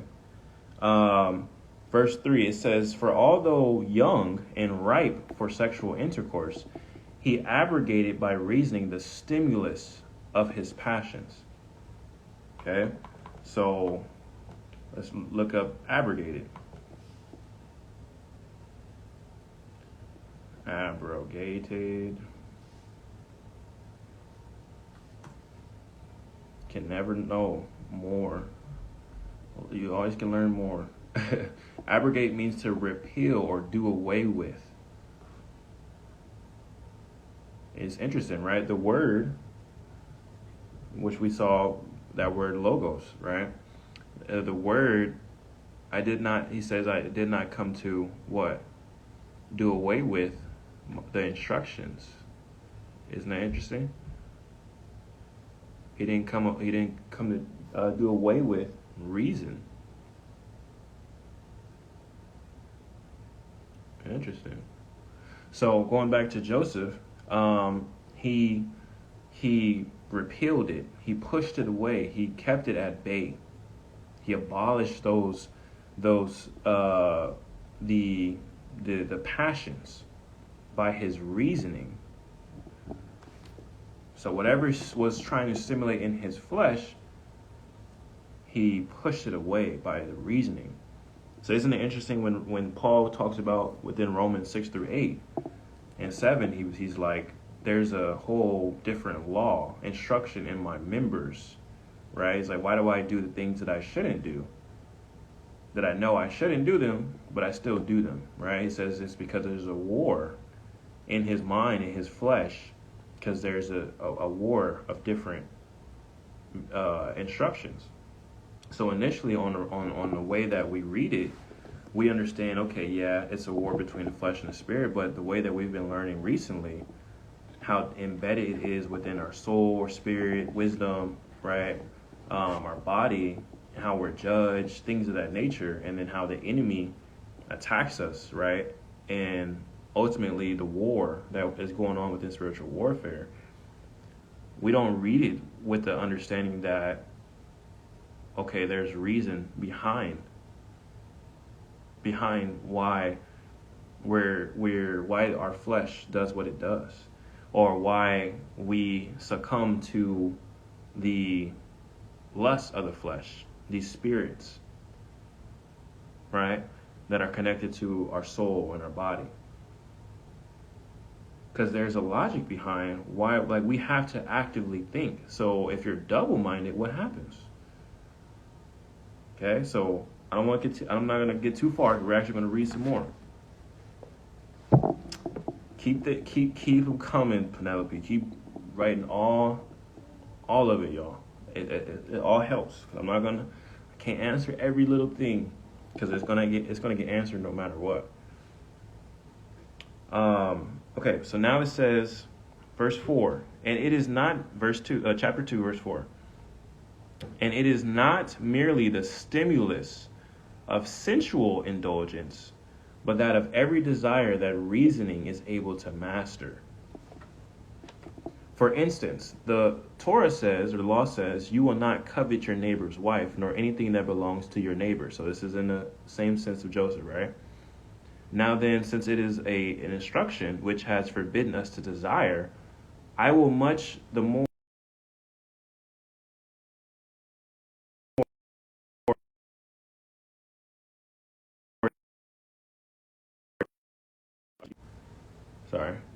I will much more easily persuade you that that reasoning is able to govern our lust, just as it does the affections, which are impedance to justice or to righteousness. So I'm going to look up the word impedance.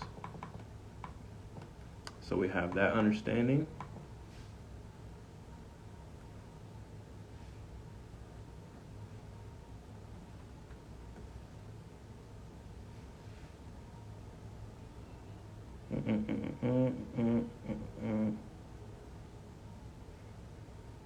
Oh, impediments. I'm sorry, you guys.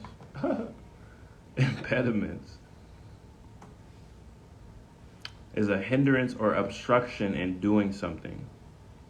A hindrance or obstruction of doing something.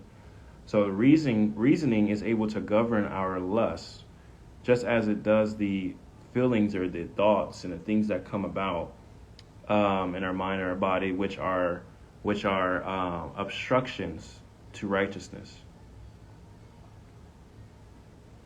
Verse 7, since in what way is a solitary eater and a glutton and a drunkard reclaimed, unless it be clear that reasoning is the Lord, the master of the passions? In what way is a solitary eater and a glutton and a drunkard reclaimed, unless it be clear that reasoning is the master of the passions? That's interesting. So even like when you see in the world where, drunkards, let's just say, go to rehab, right? It's essentially that rehab that they're going through reasoning in a muscle memory type of state, however long you're there, to essentially get your mind and your body to agree that being a drunkard is wrong. So then when you're sober, you're staying away from this action that is essentially destroying your body.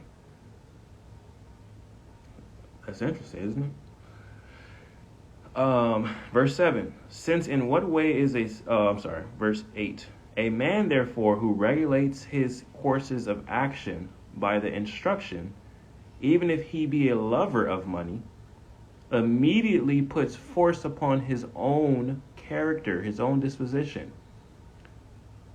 I'm going to repeat that again.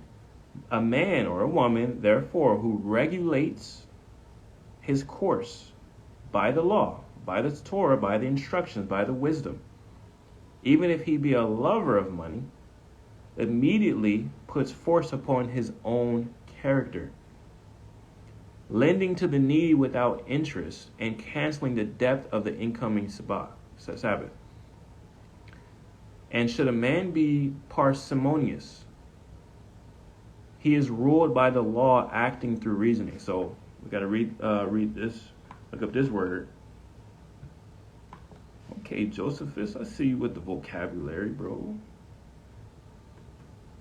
Parsimonious. Yep. That's my own word for the week. Parsimonious. You are acting so parsimonious. Unwilling to spend money or use resources, stingy or frugal. That's what parsimonious means.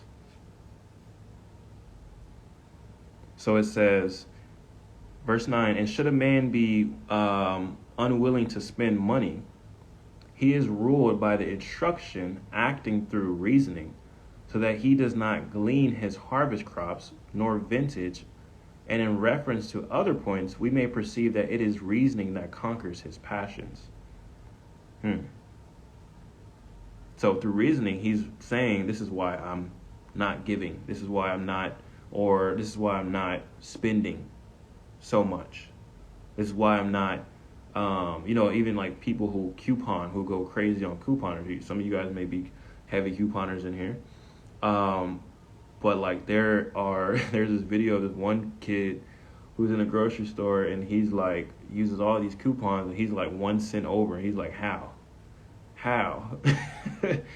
So he goes back through all the coupons because he's so frugal, he's so parsimonious, that he's like, there's no way I could have went over 1 cent. And then he realizes, oh, okay, there was one thing that was a little bit more expensive than I thought that I didn't get a discount for, so that's fine. I'll allow it because of whatever happened. But by reason, he had to formulate reasons before he got to the store to coupon and be so strategic on how he was going to spend his money and receive the resources he needed. So he used reason with that, and it makes sense, right? It seems like it's sensible, like it's obvious that reason would even, be the case, but then we don't really actively think about it like that. And that's what this study is getting ready to help help us do. Verse 11, and it prevails over marriage love, condemning it when transgressing the Torah.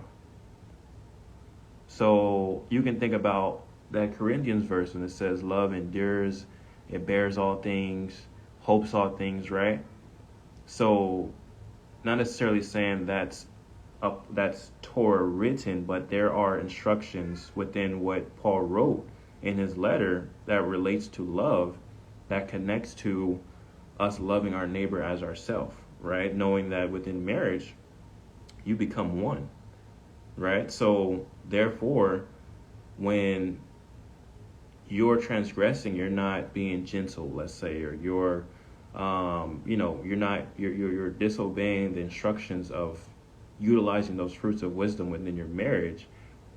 It says that reasoning, it prevails over marriage love, because reasoning actually helps condemn one another, basically, when you're transgressing the instructions of how you're supposed to be acting. And prudence, right? And temperance. Verse 12, and it masters it over the love of parents towards their children, for they punish them with vice, and it domineers over the intimacy of friends, reproving them when wicked.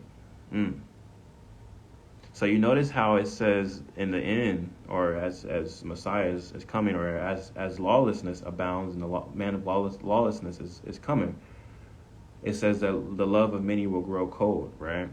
And then also it talks about how, family members will be against each other. I think it's interesting to note here that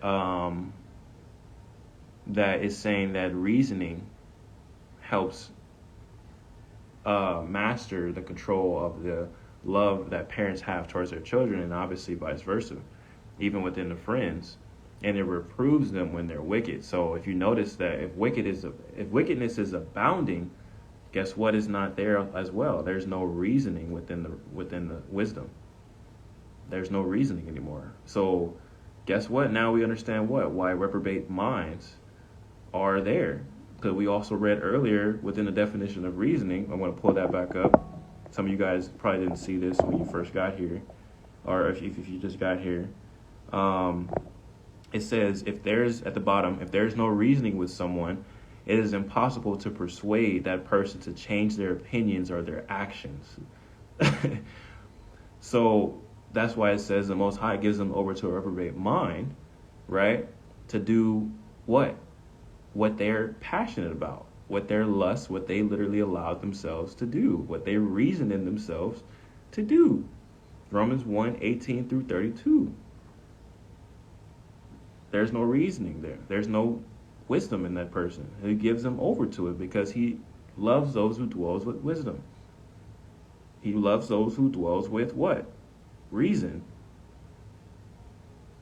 This is nuts. This is nuts. Let's see here. Where am I at? Chapter 2? Perfect.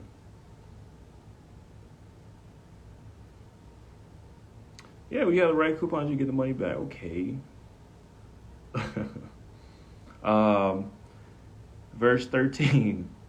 And it is not talking about coupons all of a sudden. That's funny. Some people say coupons. I heard it was coupons. Cuckoo. All right. Anyway, for that becomes a debate. We can reason about that. Let's go to verse 13. And think it not a strange assertion that reasoning can in behalf of the law conquer even enmity. All right. So it says, and think not a strange assertion. So don't think it's weird or don't think it's strange that reasoning on the behalf of the Most High's instructions can also conquer enmity. Okay? Conquer enmity. So let's look up what that word means. Enmity is the state or feeling of being actively opposed or hostile to someone or something. The state or feeling, right? Within, what is the word here that's been used for feelings? let's see here, affections, right? Within the affections, the state or affections of being actively opposed or hostile to someone or something. So it's saying that reason on the behalf of the instructions that it bears witness of can even conquer and be a master over the state or feeling opposed or hostile to someone, which we can also say the state of being opposed to the instructions of the Most High. So that's why people who are out there who are lost, who are perishing, if it's in the Most High's grace, if it's in the Most High's will, that there may be opportunity for them to turn away from their enmity towards the Torah.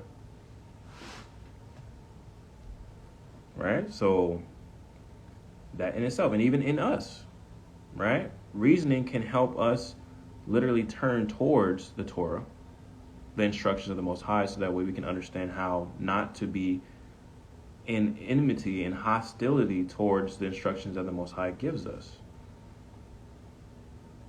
That's why we talked about that everything that you see in the world, especially the things, let's just say abortion or anything else, that you see all these different topics, we should run straight to reasoning. We should run straight to wisdom in this word to see what the Most High says about it.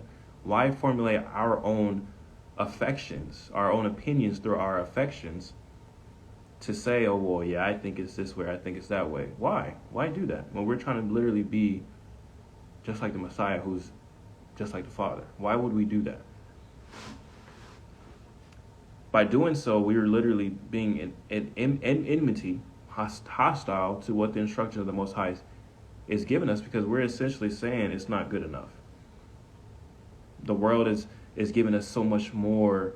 The world is more powerful about what they're trying to bring about, and I believe this is what I'm bringing out of what I believe is, whether it's in the instruction specifically or how I'm just formulating it, I think it's more. I think this is more powerful than that.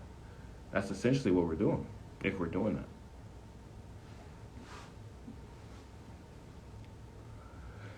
Verse 14. It allows not to cut down the cultivated herbage of an enemy, but perseveres or preserves it from the destroyers and collects their fallen ruins. Interesting.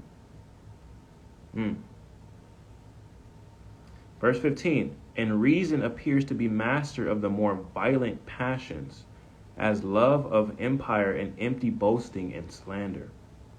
For the temperate, the self-controlled understanding repels all these malignant passions, as it does wrath.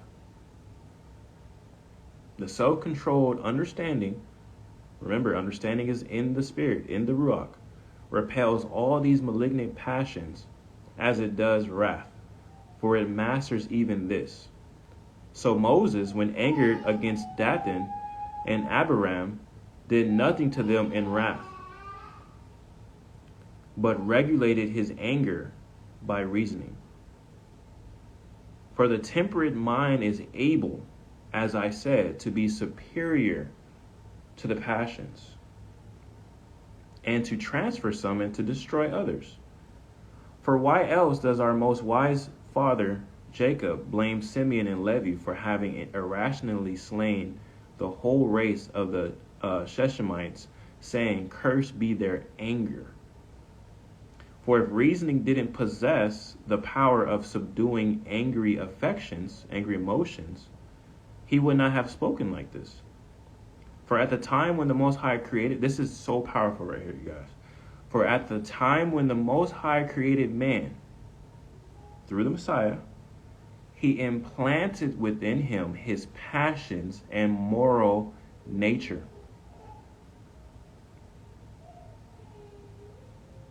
And at the time, he enthroned above all the holy leader mind through the medium of the senses. Do you guys remember me saying, like, even if you look it up, how when we're reading this word, like the logos, right, that is the word, the active and living word, how we also are supposed to be using our senses to understand more of what we're reading, to bring it more to life within us. That's how, Hebrew is so different than English. So we're looking for the Hebraic understanding of it all. We're literally essentially gathering these different things through these senses that the Most High obviously has, by this word, He's implanted in us.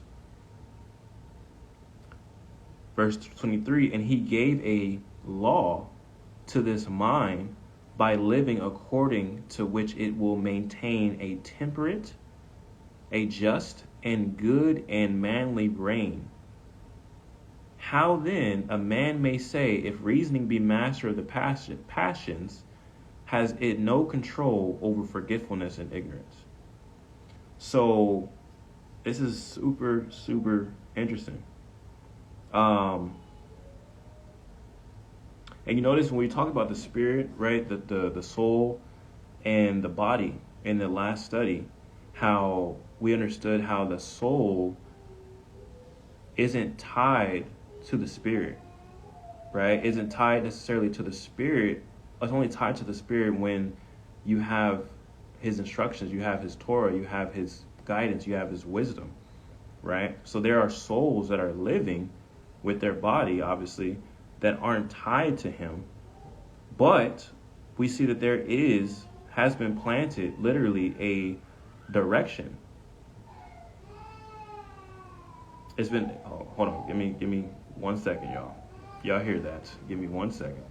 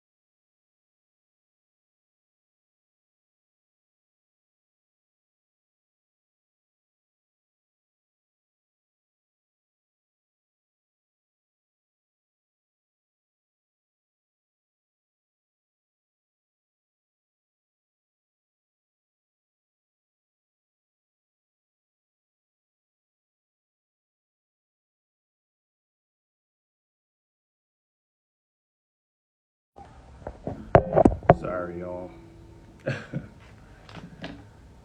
Trying to balance out. If I kind of shut this down, I probably would just be back during. They're probably gonna take a late nap, so I'll let you guys know. Give me 1 second.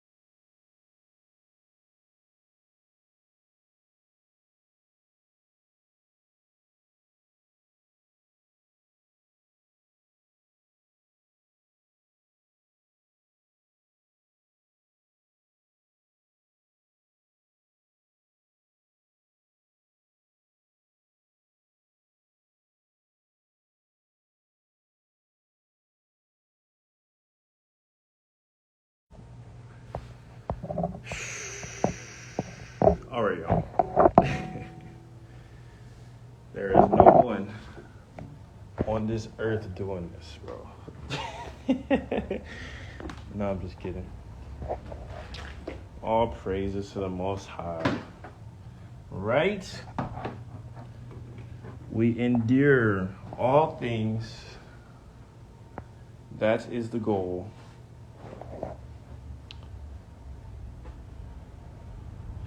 Endure all things.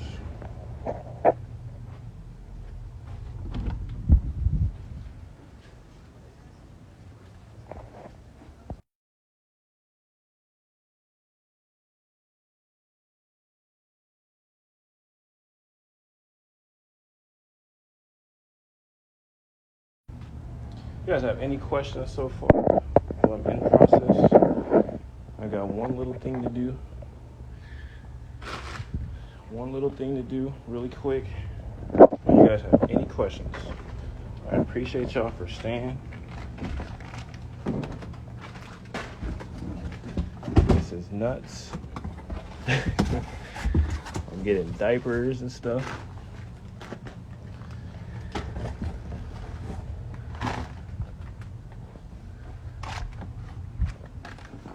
There you go.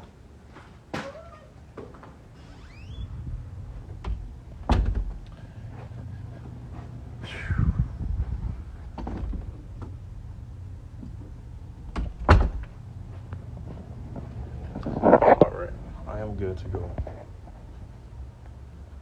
And I was sick earlier, you guys, this week.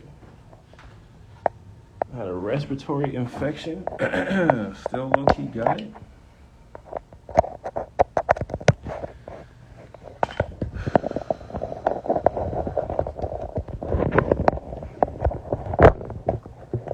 All right. Okay, so let's go to James chapter 1 real quick. So we just basically read 21 through 24. And we were talking about basically that it says the Most High created, when he created man, he implanted in him his passions and moral nature. Okay? And he enthroned the mind, right? It's interesting how the mind is up here, right, with our head. It's very interesting. And that's why you also see how it says not to be double-minded, which we're going to read a little bit in James. And he gave a law to this mind by living according to which it will maintain a temperate, just, and a good and manly reign. So it's interesting. We'll go through it a little bit in a bit. But I wanted to show this graphic right here. Divine law versus natural law. So you notice that within divine natural law, is a theory that suggests that there is a set of rights inherent to existence. So that could also include, like we talked about earlier, how some people, or it may seem like you're within hedonism, that pleasure, right? Pleasure is the ultimate form of attaining, like, humanism in a sense, or your human nature. That's how some people literally believe. And you see it says here it's a set of intrinsic values in humans, constant across the, they say, globe, as is based on human nature. And it literally involves reasoning and intrinsic values. This is what the world says. Reasoning is natural. So then when you get to divine law, it says divine law is any law or rule that is believed to come directly from the Most High. And it can only come from him, and it will differ from religion to religion, which is very interesting in itself. And then it says it involves a devotion, right? So through the natural reasoning, it involves the actual act of devoting to those instructions, which we also talked about the different types of reasoning, right? The deductive, inductive, I forgot the other one, but we talked about a little bit of those, and so that's why I want you guys to also look into the reasoning, because there's more types of them, but just from those foundational understanding. If you didn't see this earlier, I'll just show it really quick. Let's see here. I only have the graphic. I'll show the graphic instead.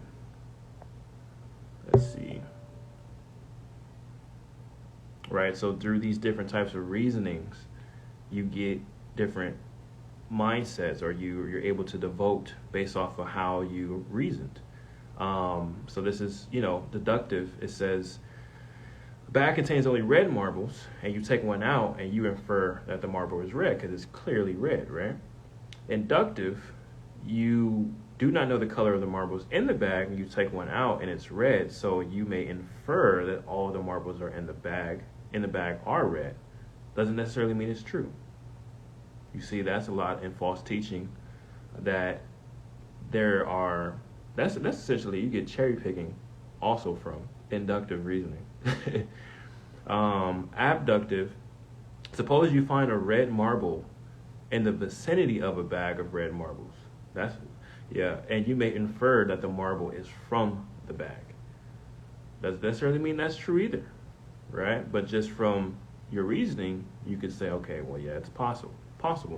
Okay, so that's just hitting on a little bit of this portion about the reasoning being natural, and then you see on the other sides the divine law.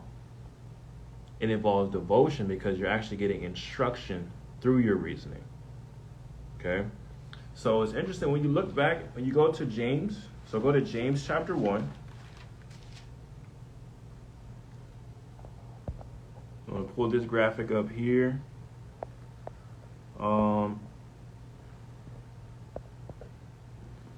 So 13 through 18. It says, let no one say when he is enticed, right, through his affections, I'm enticed by the Most High. For the Most High is not enticed by evil matters, and he entices no one. But each one is enticed, he's pulled away when he is, or he's tempted, essentially, or he's it's like this, there's this spider, tarantula, that has this tail that is like many colors. So the tarantula, I think, is black, and it's like this tarantula has this tail that's like rainbow looking colors, or a color of like a variety of colors, and it goes like left to right horizontally, and it shakes its tail to lure in food, to lure in whatever he's getting ready to try to eat. So I kind of think about that when I'm reading this. But each one is enticed when he is drawn away by his own affections, his own desires, and then trapped. And then when desire has conceived, it gives birth to sin. And sin, when it has been accomplished, brings forth death. You guys see the reason in there? Right? You had to have a reason. And then you go easily to Adam and Eve, right?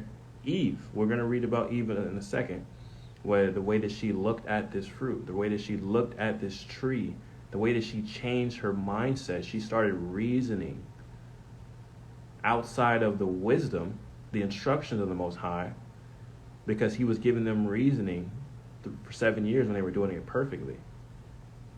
So then once the enemy came and changed up and essentially was shaking that tail of color to entice them, to draw them away from the right reasoning, from her wisdom, she started thinking differently. And that was before she ate the fruit of the tree of knowledge of good and evil, by the way. Because we literally see from what we just read is that natural reasoning was already implanted in man. The passions and moral nature was already implanted in man. The mind was already implanted in man. The medium of the senses was already implanted into man. The living according to which is right and just and good was already implanted in man. That's from the dust of the earth. That's what he planted in the man he created from the dust of the earth. So going back to James 1, verse 16, it says, do not grow astray, my beloved brothers. Every good gift and every perfect gift is from above, coming down from the Father of lights, with whom there is no change nor shadow or turning. Having purposed it, or having reasoned it, he brought us forth by the word of truth, We know who that is. For us to be a kind of first fruits of his creatures. So then you go to verse 22, it says, become doers of the word and not hearers only, deceiving yourselves. Because if anyone is a hearer of the word and not a doer, he is like a man who looks at his natural face in a mirror. For he looks at himself and goes away and immediately forgets what he was like. But he that looked into the perfect Torah, that of freedom, that of reason, and continues in it, not becoming a hearer that forgets, but in a doer of work, this one shall be blessed in his doing of the Torah. So notice, we're going to read it again. He that looked into the perfect instructions of freedom and continues in it, not becoming a hearer that forgets. So we go back to verse 24 of chapter 2, when the writer is saying, how then a man may say, how can a man say that if reasoning is a master of passions, that it doesn't have control over forgetfulness and ignorance?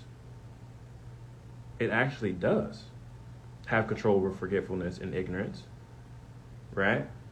Because it says here in James that when you become a doer and not just a hearer, and you actually continue in following your instructions, that you won't forget.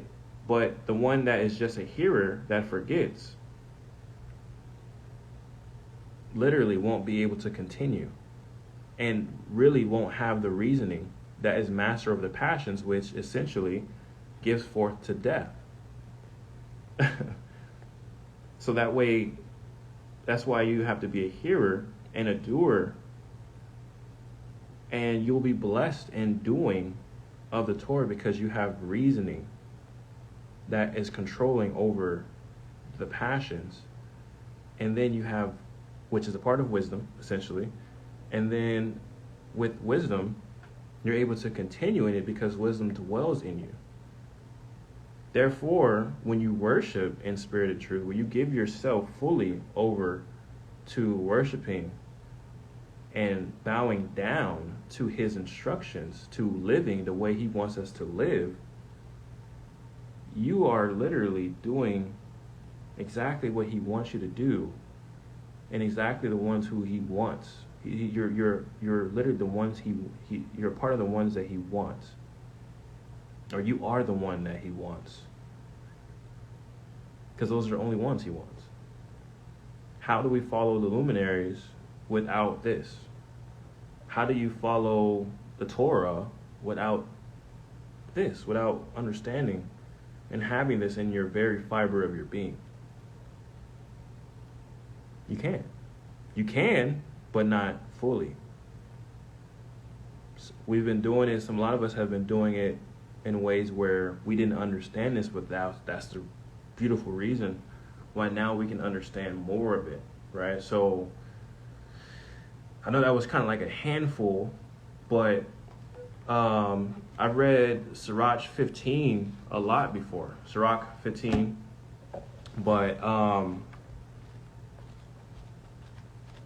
and yes, sister, we need guidance, and that's the thing. We are naturally given guidance in us by reasoning to be master over the passions, just to summarize, and master over what we should not and should do. But we're given that breath that the Most High labored for, like we talked about in the last study, that if you receive it and you have it and you understand it and you're given this spirit to help you,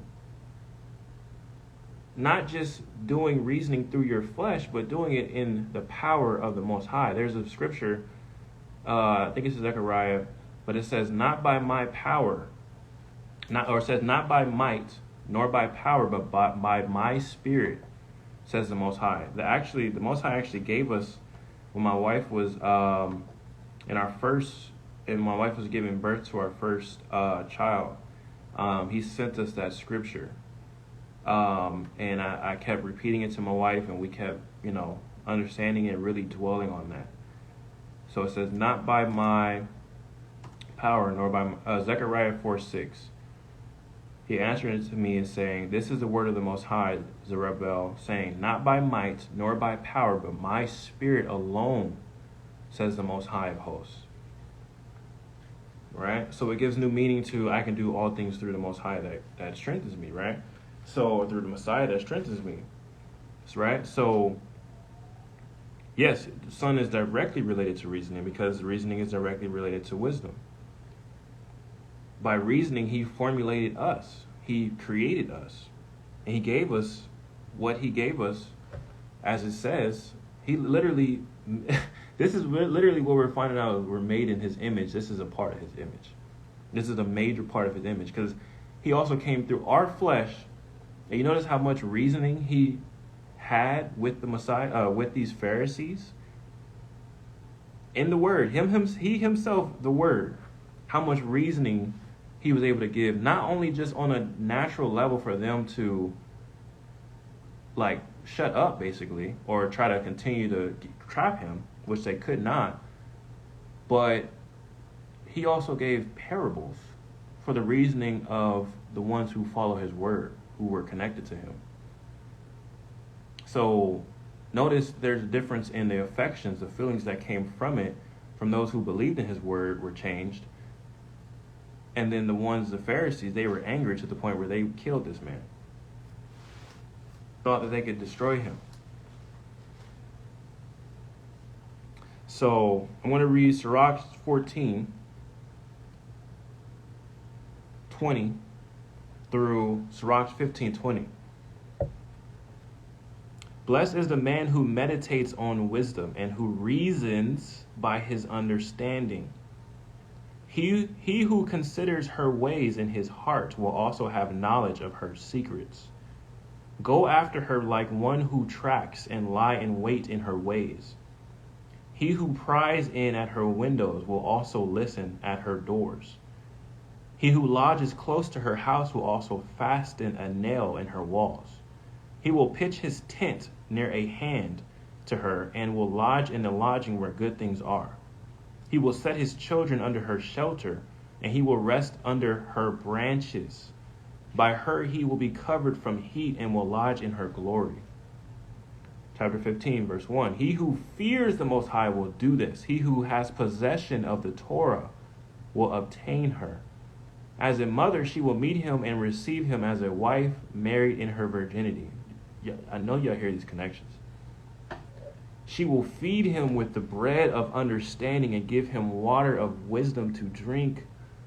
He will be stayed upon her and he will not be moved. He will rely upon her and will not be confounded. She will exalt him above his neighbors. She will open his mouth in the midst of the congregation. He will inherit joy, a crown of gladness, and an everlasting name. He will inherit joy and a crown of gladness, because that's the only way you get to the Most High, to heaven. Foolish men will not obtain her. Sinners will not see her. She is far from pride. Liars will not remember her. Praise is not attractive in the mouth of a sinner, for it was not sent to him from the Most High.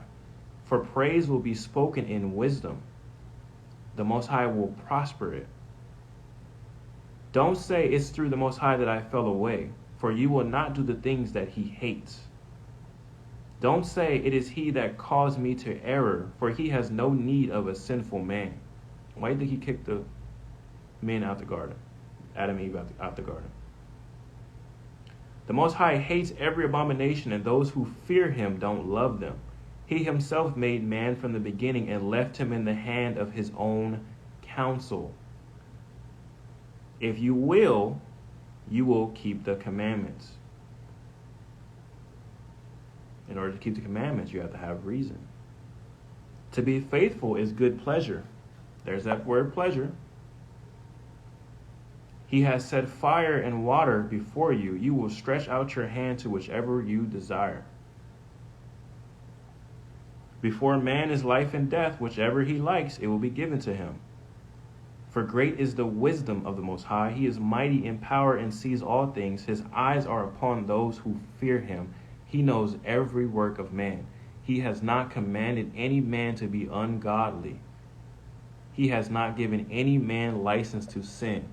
You realize that in 4th Maccabees, that the Most High, when it says your body was bought with a price, you realize that even before the Messiah died and did what he did, that he made a stamp, a license, essentially, that in the natural man, outside of whether they want to take part in divine law, that every man, that's why it says literally we're all born into sin, because the just punishment of sin is death, because he's literally planted in every person, going back to chapter 2 of 4th Maccabees, a Torah in his mind by living according to which will basically it remain temperate, just, and do good, which literally is supposed to lead up to him.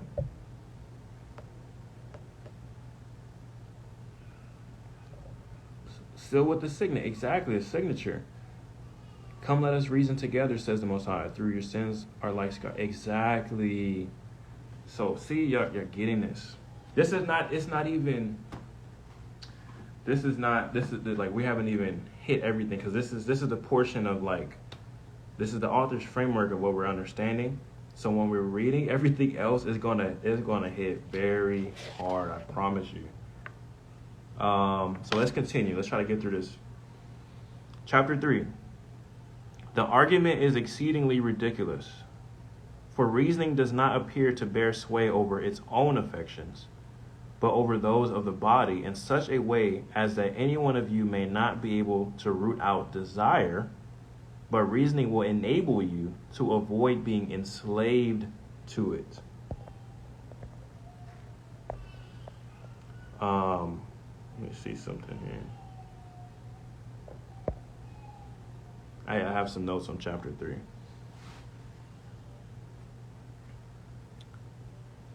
The argument, it says that it will not be able to root out desire, but reasoning will enable you to avoid being enslaved to it.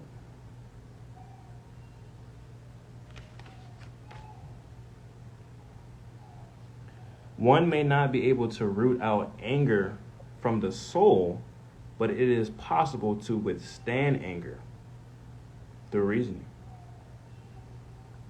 Any one of you may not be able to eradicate malice, but reasoning has force to work with you to prevent you yielding to malice.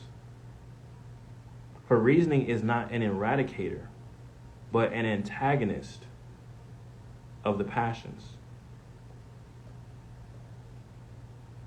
And this may be more clearly comprehended from the thirst of King David. This is so fire. For after David had been attacking the Philistines the whole day, he with the soldiers of his nation killed many of them. Then when evening came, sweating and very weary, he came to the royal tent about which the entire army of our ancestors was encamped. Now all the rest of them were at supper, but the king, being very much thirsty, although he had numerous springs, could not by their means quench his thirst.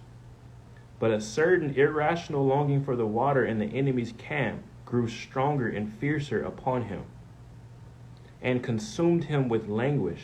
So use your senses when you're really seeing this. So as a king, you remember, it already says they've been attacking them the whole day. They've been killing many of them. So if he really wanted to, he can go in there with his army, go destroy whoever's around that spring just to get him some water that he was super thirsty about. Or, yeah, he was super trying to, he was super thirsty. Verse 11, but a certain, verse 12, for that reason, his bodyguards being troubled at the longing of the king, 2 valiant young soldiers, reverencing the desire of the king, put on their armor, and taking a pitcher, got over the ramparts of the enemies, and unperceived by the guardians of the gate, they went throughout the whole camp of the enemy in quest. And having boldly discovered the fountain, they filled it out. They filled out of it the drought for the king. But he, though parched with thirst, reasoned that a drought reputed of equal value to blood would be terribly dangerous to his soul. For that reason, setting up reasoning in opposition to his desire, he poured out the water to the Most High.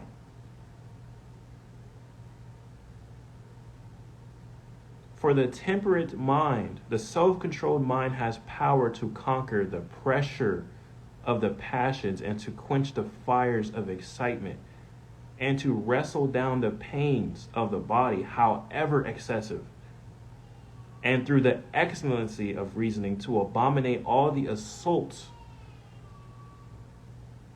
of the passions.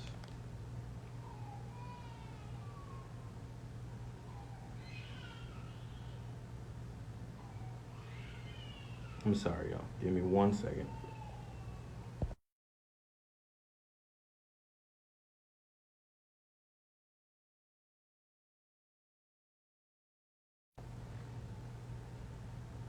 All right. This is hopefully you guys understood that portion. Like it's essentially saying like David didn't want that water, that full like desire for the water to overtake him and be something that he's so used to just because he can get it or someone gave it to him, that it's like giving him that temporary pleasure, literally, that we talked about earlier.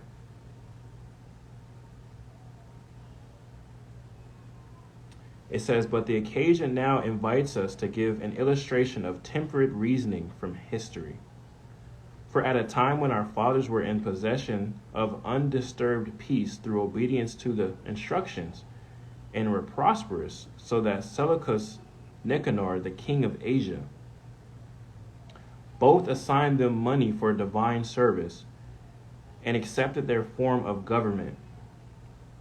Then certain persons bringing in new things contrary to the general unanimity in various ways failed into calamities. So it's setting up a whole picture of what's going on.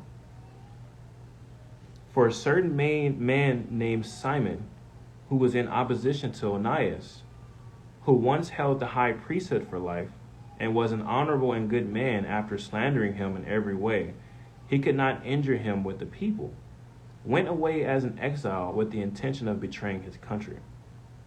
When coming to Apollonius, the military governor of Syria and of Phoenicia and Cilicia, he said, having good will to the king's affairs, I have come to inform you that infinite private wealth is laid up in the treasuries of Jerusalem, which do not belong to the temple, but pertain to King Seleucus.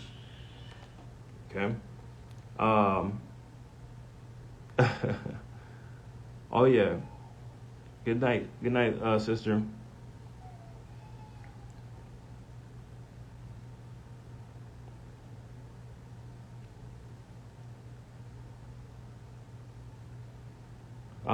Okay. So this portion, I don't want to read too heavy into this. You guys should read this. Read this portion, the biggest portion on it. But it's basically going to introduce Antiochus Epiphanes. Okay, so you'll read about this in First Maccabees as well. He was a dreadful king. Okay, so in verse 15, it said the son of the king, Antiochus Epiphanes, succeeds to the kingdom, and he's a man of arrogant pride and terrible. Okay, so it says that he disposed of Onias from the priesthood, and he appointed his own brother to be a high priest. So he essentially literally like separates what's right within the priesthood into just now his own function of how the priesthood should be in his own mind. This is what Epiphanes did. You can actually research it. There are literally Roman priests, not just the ones who were worshiping the sun, but literally they have like a priesthood that they quote unquote connected to the Hebrews. It says, who made a covenant. Let's just say, I'll go to verse 19. And he both changed the manner of living of the people and perverted their civil customs into lawlessness. Okay? Into lawlessness. So that he not only erected a gymnasium, and some of it says temples, and very citadel of our country, but neglected the guardianship of the temple. And with divine vengeance being grieved, instigated Antiochus himself against them. For being at war with Ptolemy of Egypt, he heard that on the report of his death being spread abroad, that the inhabitants of Jerusalem had exceedingly rejoiced, and he quickly marched against them. And having subdued them, he established a decree that if any of them lived according to the rules of his country, he should die. And when he could by no means destroy by his decrees the obedience to the Torah of the nation, but saw all his threats and punishments without effect. For even women, because they continued to circumcise their children, were flung down a precipice along with them, knowing beforehand of the punishment. When therefore his decrees were disregarded by the people, he himself compelled by means of the tortures of everyone of this race by tasting forbidden meats to renounce the Jewish religion. This is detailed, this is so detailed to show you what they were doing to get the Hebrews to renounce the instructions of the Most High. This is how the enemy is so purposeful in what he wants to do to us, to get us to not follow his instructions, follow the Most High's instructions.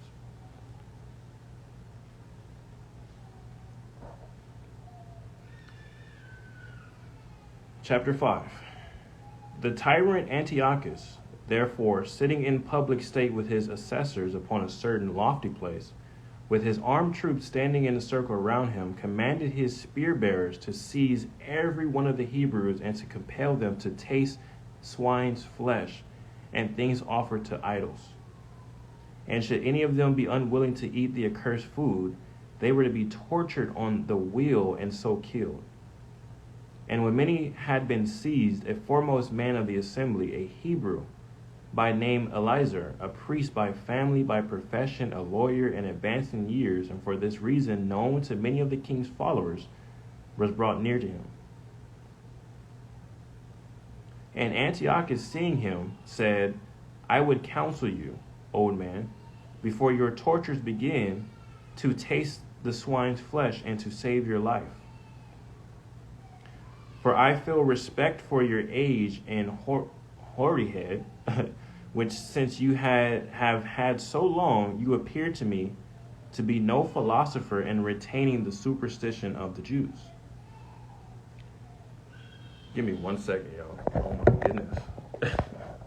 I might have to cut this off for a little bit, y'all, and come right back. Give me 1 second.